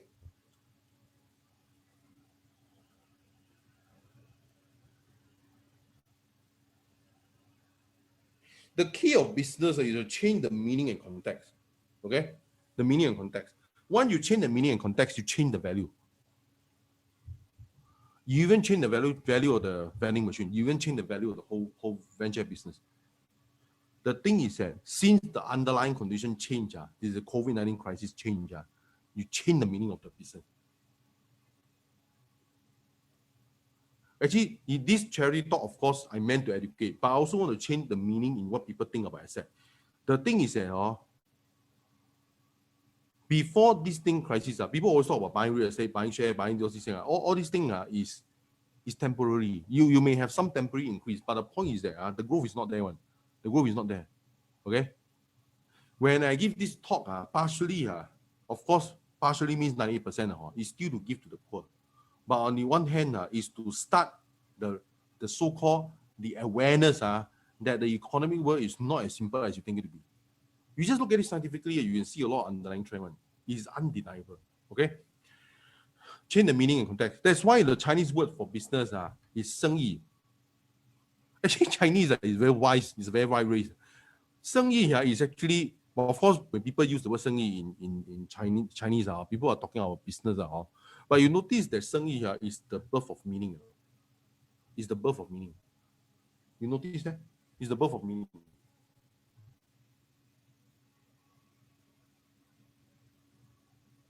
The birth of meaning.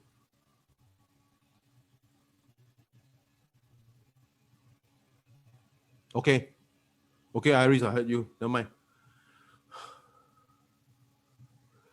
You look at the thing is that you look at this chart, you will know even though F&B is essential, it is not all are surviving one. Okay, you see now this one is before COVID. Okay, the first chart is before COVID. Before COVID, okay. Of course, a lot of people go to the hawker center and eat. But during the circuit breaker, okay, I ask you, because this one is a very good example to show. Okay, during the COVID-19 crisis, I would say statistically, statistically speaking, the amount of food that people eat will still be around the same one. Then I ask you, how come so many F&B outlets, how come so many hawker centers are not open? Are you saying that their business is just as good, even though the demand for food is about the same? Why are they closed? Who is the biggest competitor of F&B? Who? Okay, before we go to supermarket, okay, but to be fair, supermarket, you look at it, yesterday I went to supermarket, you notice that supermarket, although you would say, then if they don't buy food, if they don't buy food from hawker center, then they will buy food from supermarket. But in all fairness, Tim, that's a good point. Later, okay. In all fairness, yes, are there people still going to NTUC? Yes, but on the whole, it's still lesser than the usual. You don't talk about a time when they start hoarding all these things. That one is just temporary. But on the whole, in the last 2 months of CB, actually the people at the NTUC is actually lesser one. What took over? Online grocery delivery lah. Again, low capex lah. Supermarket is high capex one. But you see supermarket high capex yes, it is still doing rather well. Okay. It is already not growing as much as those people who are low capex. Food delivery got practically no capex or low capex. You cannot say no because they will have computer, handphone is capex. So the thing is that, and Tim, you actually made a good point. The competitor to the hawker is the consumer themselves. Because they're starting to cook themselves. The meaning change. The meaning change. And then as I bet, Tim, I ask you a very simple question. Maybe I unmute Tim for a while. Because I'll ask you a question. Tim is a home chef. I unmute Tim. Tim, Can I just check from you? During these 2 months, do you buy more cooking apparatus in your home? Buy more cooking instrument? Oh, Tim? no, I use existing one. Oh, you already have already lah. So you didn't really buy. You have all the cooking instrument at home already lah. Okay. So the long story short and when people get used to it people, even after the CB is over, you think people will go back to the hawker? Okay. I mute Tim already, okay. But put it fairly I think people will still go back to hawker. But no. So the business will change. Business will change. Thanks, Henry. Okay. So the biggest competitor for F&B, I intend to finish about 9 something, maybe 9:05 or 9:10. Okay, thanks. Okay, so the thing is that not all F&B will do well. So being essential doesn't mean you can do well. Okay.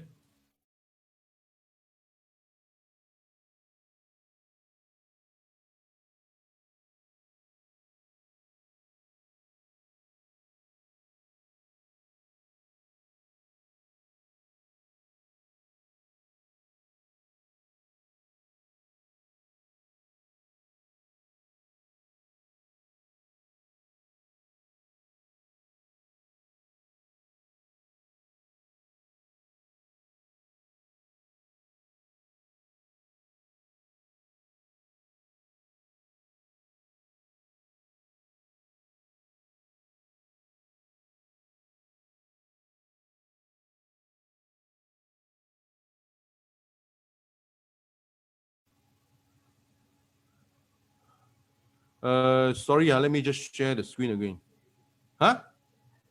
Okay, can. Okay. So let me just go through this fast. Okay.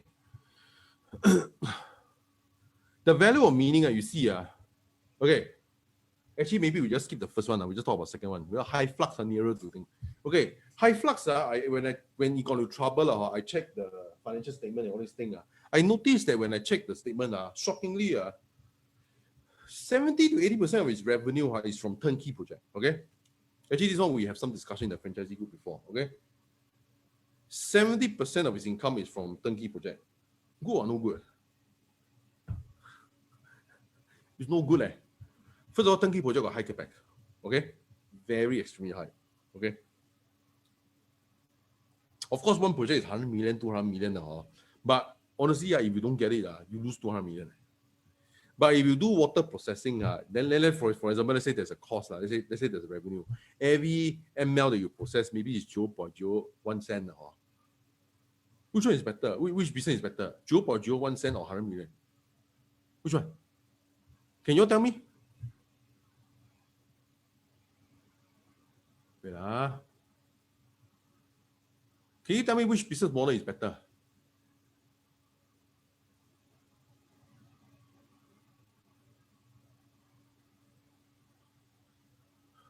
Correct lah.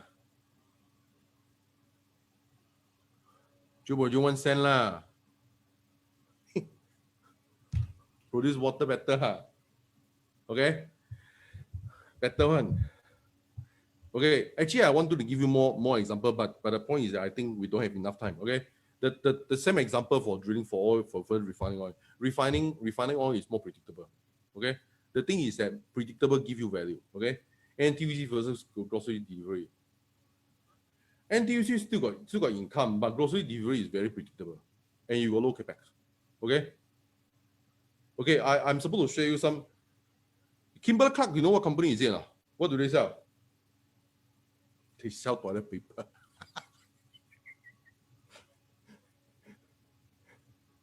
I let you see the share price.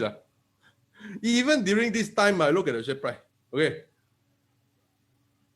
Throughout 1975 all the way, it's only going up only,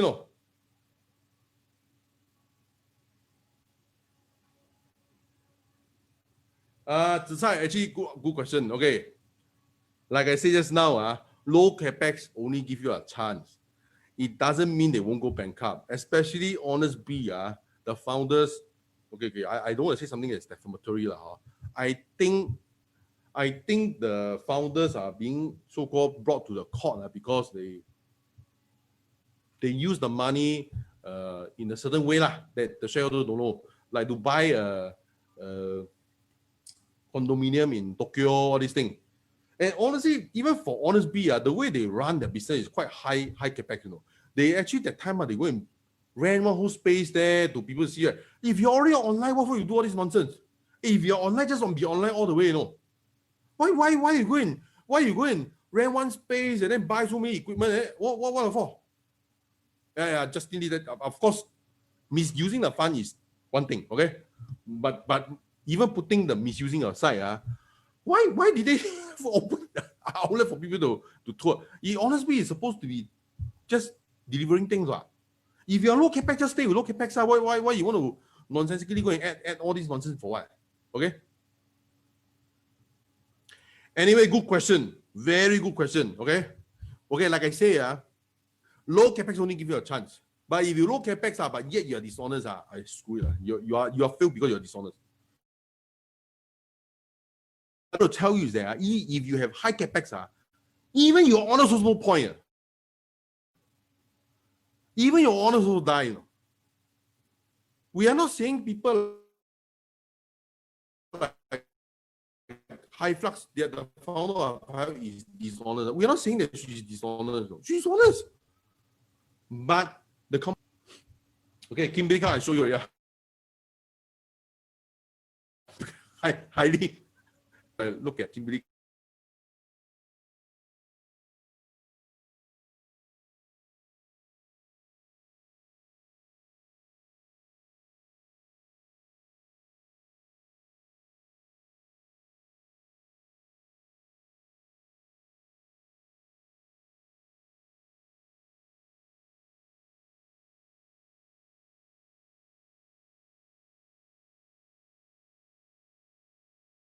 Mute. Okay. Let me see. Okay,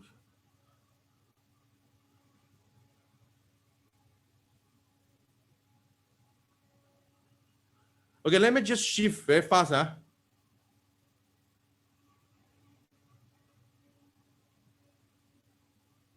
Okay. Yeah, because of high capex team.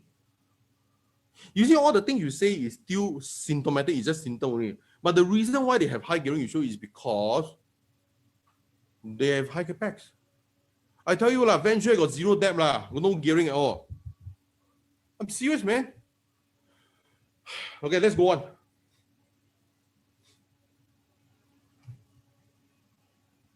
Okay, Wait. Okay.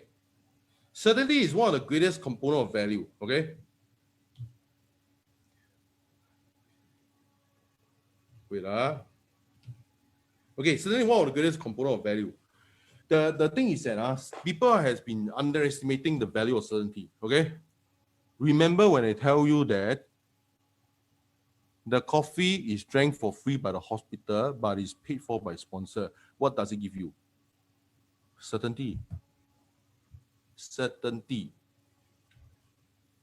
When I sell it to you, I don't resell like, oh, this is the principle, this thing. Because to me, it's second nature one. Okay? Because one thing, things are certain, people will value it. Okay? People will value it. And the thing is that you see, actually, what's the cost of realizing changing of context is to change the value. Okay? Honestly, to change the context, the cost of me changing the context of things is zero because I already have the skill set. For me to reapply the skill set is zero. But what do I have to do to have this skill set? 40 years of education. 40 years. 40 years. 40 years of reading thousands of books. 40 years of thinking over what is happening. Okay? 40 years of looking at the thing as every phenomenon and question it. 40 years. When people tell me gold is of value no matter what happened, I question it. Then I look at the history book. It was value, but not as a currency. Only 17th century onwards. And if something has been true for 300 years, why do you say it's true forever? No, it's not true forever. I don't think it was true ongoing basis. Okay? Bitcoin even worse. Bitcoin not even true for 10 years. So why is it true? Okay, the indirect cost is the cost of years of education and thinking. Okay, so, and of course, you know what, when you want to determine a USP, okay, unique selling proposition, you don't have a unique selling proposition, you cannot sell one. Okay, let me just tell you. Okay, Okay, let's say, but to build a USP is quite simple, as long as you get what is going on. Okay, let's say, okay, let me see how much time do I have left. Okay, 5 more minutes. 5 more minutes and plus Q&A. Okay, USP. Let's say you have skill set. Let's say, for example, okay, let's say this circle is vending machine. Okay, vending machine. If you just know vending machine, you are in the circle. Then, okay, how many people are running vending machine in Singapore? A lot. But all these things you consider. The last time someone told me about 10 to 20,000 worth of vending machine in Singapore. So we only have about 30. How do we beat against them? Okay. So if we're talking about vending machine, it's not unique. Because out of 10,000, we only have 30. What's so unique? Okay. But however, let's say we allow people to do fractional ownership. And for me, to implement that skill set on it, it's simple because it's second nature to me. Okay. Then the third skill set is marketing. The skill set to change the context of things in the market. Okay. These three, the person that have three skill set, the company that have these three skill set, is very hard to find one. Okay. So the people who are vending machine are easy to find. Okay. There are so many people. Okay. The people who are doing fractional ownership, easy to find. But they're not doing vending machine. So the people doing fractionalization, they suck at marketing. So you just take three skill set and you form the USP yourself. Okay. And people always tell me, there are some people who always ask me, what is stopping from another person from doing what I'm doing? Very simple, you don't have the skill set. It's just as simple only. Actually, honestly, it's just as simple. No? You don't have a skill set. The thing is that individually, all these skill set is found in someone, but they don't have the other skill set. The only person that have three skill set is me. It's 1 out of a million. It's very hard to find one.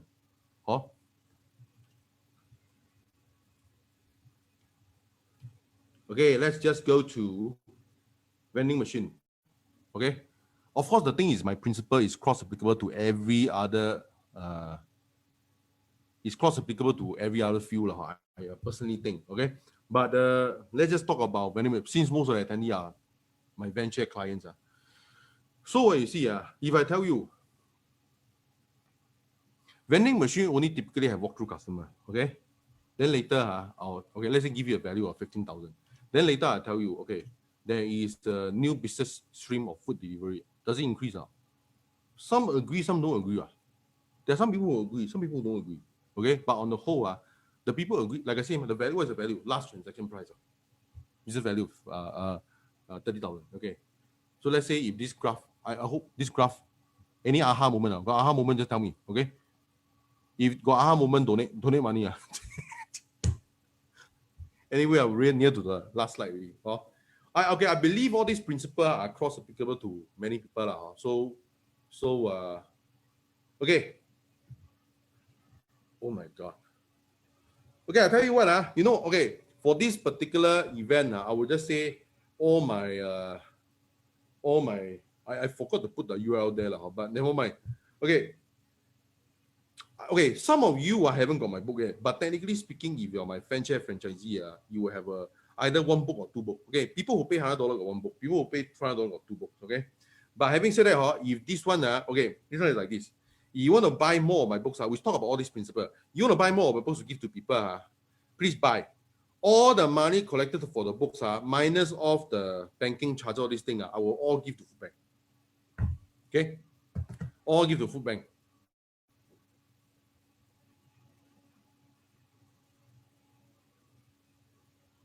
Okay, all give to food bank. Okay. Any question? Okay, so now it's a question and answer. Anyone got question and answer? Anyone, let's say, for example, let's say you have let's say you have a case study, let's say you're talking about your own business, you want to see how you apply the same principle to yourself. Okay, come out. Can you repeat your question again? Because it's not break. Okay. Okay, very good question. Just now you asked this question before. Okay. The thing is that, okay, I will tell you a principle. Let me just search for it. In my book, actually, come on, have you read my book yet? I think you sign on, but I haven't give your book. Okay.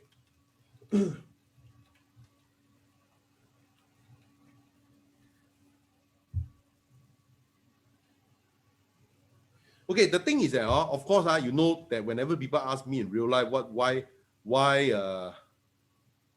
nobody buy whole, actually, first of all, I discourage people buying one whole machine by themselves. The reason is why. If you buy one whole machine by yourself, only one person will be talking about it. The rest of people won't talk about it.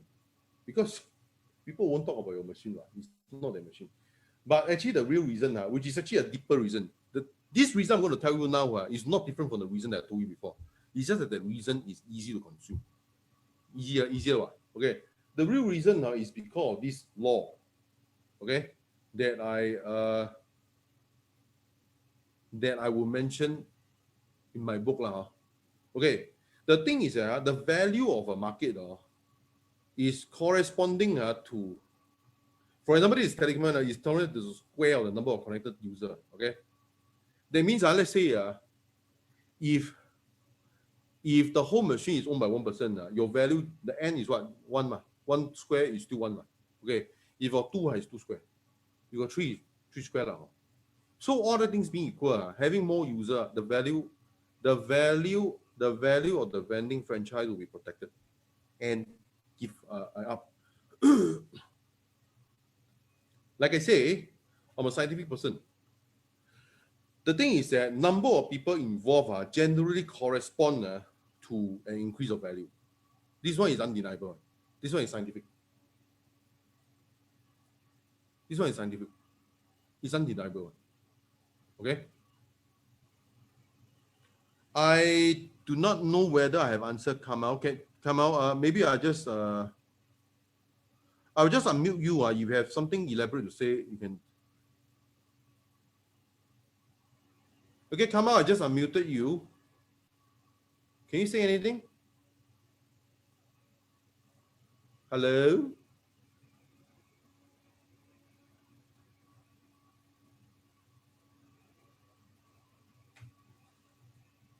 Hello?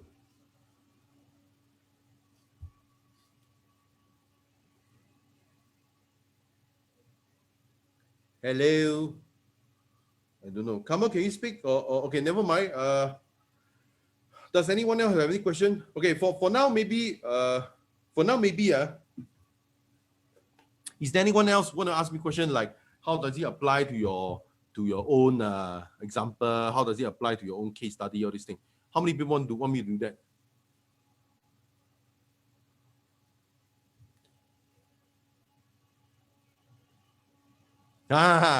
Iris just reminded me. Okay, you see, why is COVID-19 so damaging? You look at all these connections.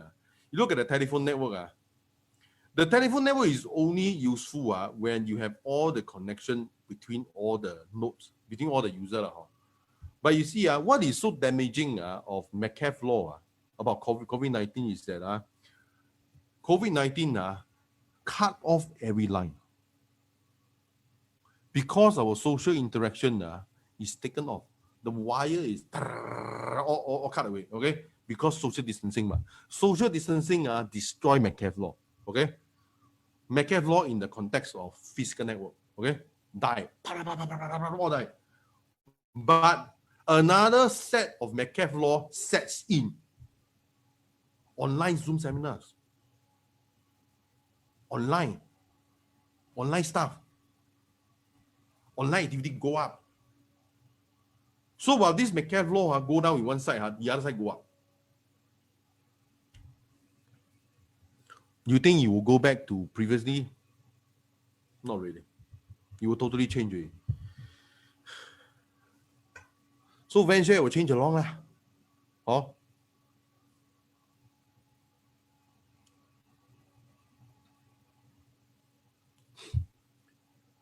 new networks will be formed.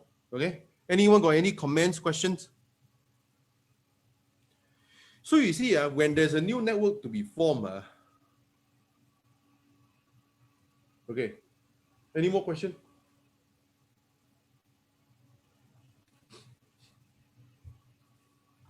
Hello.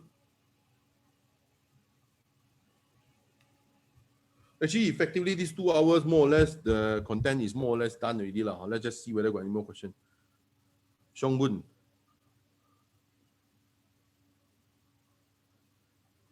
Thank you, Justin.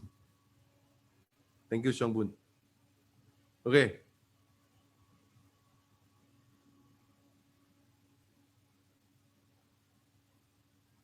Okay. Iris, what video? Anyway, anyone got any question?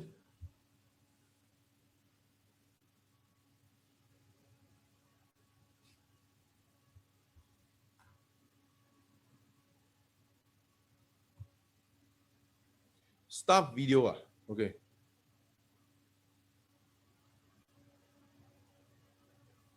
To end off, maybe let me just play one video. 6 in 1.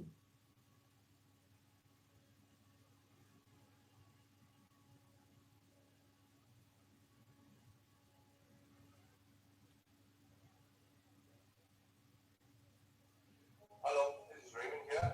I want to take this opportunity to thank the doctors and nurses and all the frontline fighters in the hospital for working so hard to protect us from COVID-19. I hope you all enjoy the coffee. Thank you very much. Jayu doctors.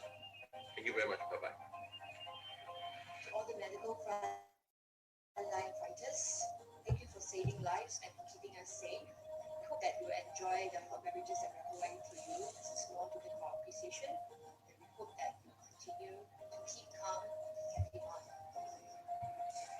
We are behind you all the way. 加油! Hello everyone, Terry here. Just wanted to take this time to thank our frontline fighters for keeping up a strong fight. Just wish all you guys good health. Take care of yourselves, take care of your families, and once again, thank you very much for fighting for Singapore. Thank you. Dear frontline healthcare heroes, as well as those back-end workers, thank you for all the care, sacrifices, and commitment to make Singapore safe. Thank you very much. 加油! Hi everyone, this is John from VendShare. I just like to give a very big thank you to all the doctors, nurses, cleaners, security personnel, everyone else in the front lines helping us keep this virus at bay. So thank you for your hard work. I hope that everybody stay healthy, stay safe. See you all. Hello. I would like to thank all healthcare professionals and all frontline workers who work so tirelessly in this COVID-19 battle. You guys are an inspiration to all of us. Thank you for being so brave and courageous.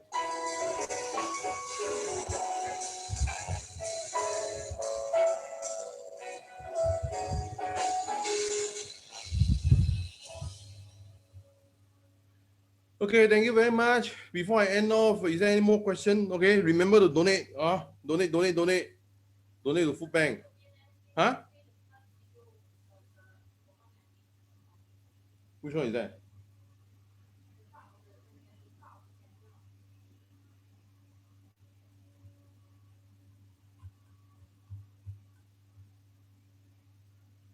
I can't find it.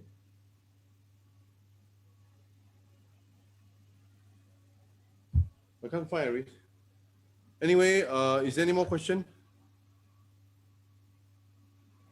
Before I end off, donate. Donate.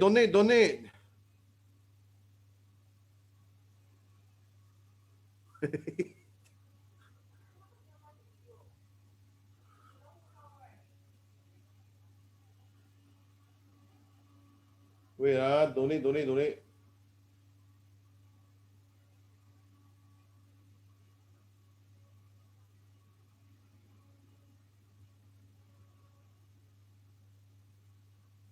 I can't find it. Never mind. Okay, anything to say before we end off? I hope you all learn. I hope you all learned something.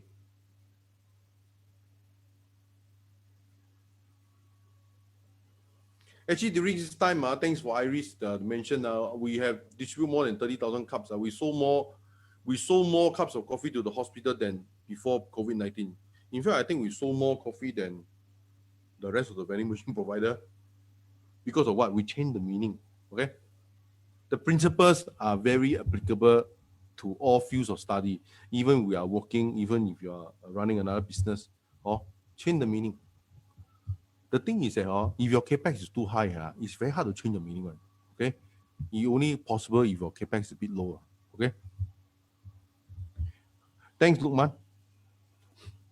Thank you, everyone. Hope everyone learned something.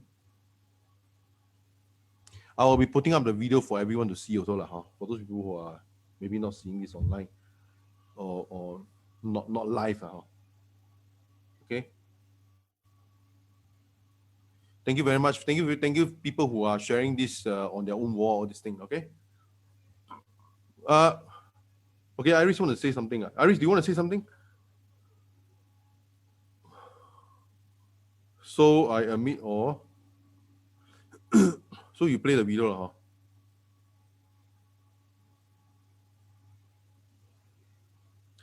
Do you want me to stop sharing? Huh? Thank you, Terence. You want me to stop sharing, Iris? I can't hear you, Iris. So I have to stop sharing, Okay.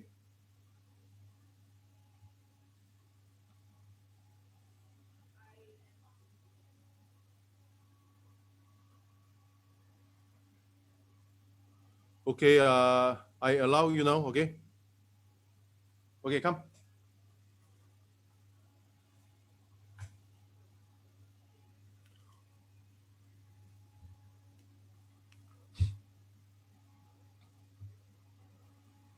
Iris?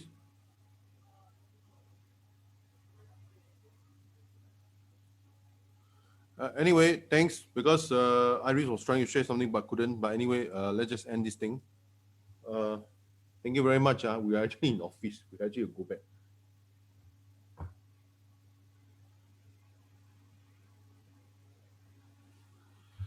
Okay, thank you very much.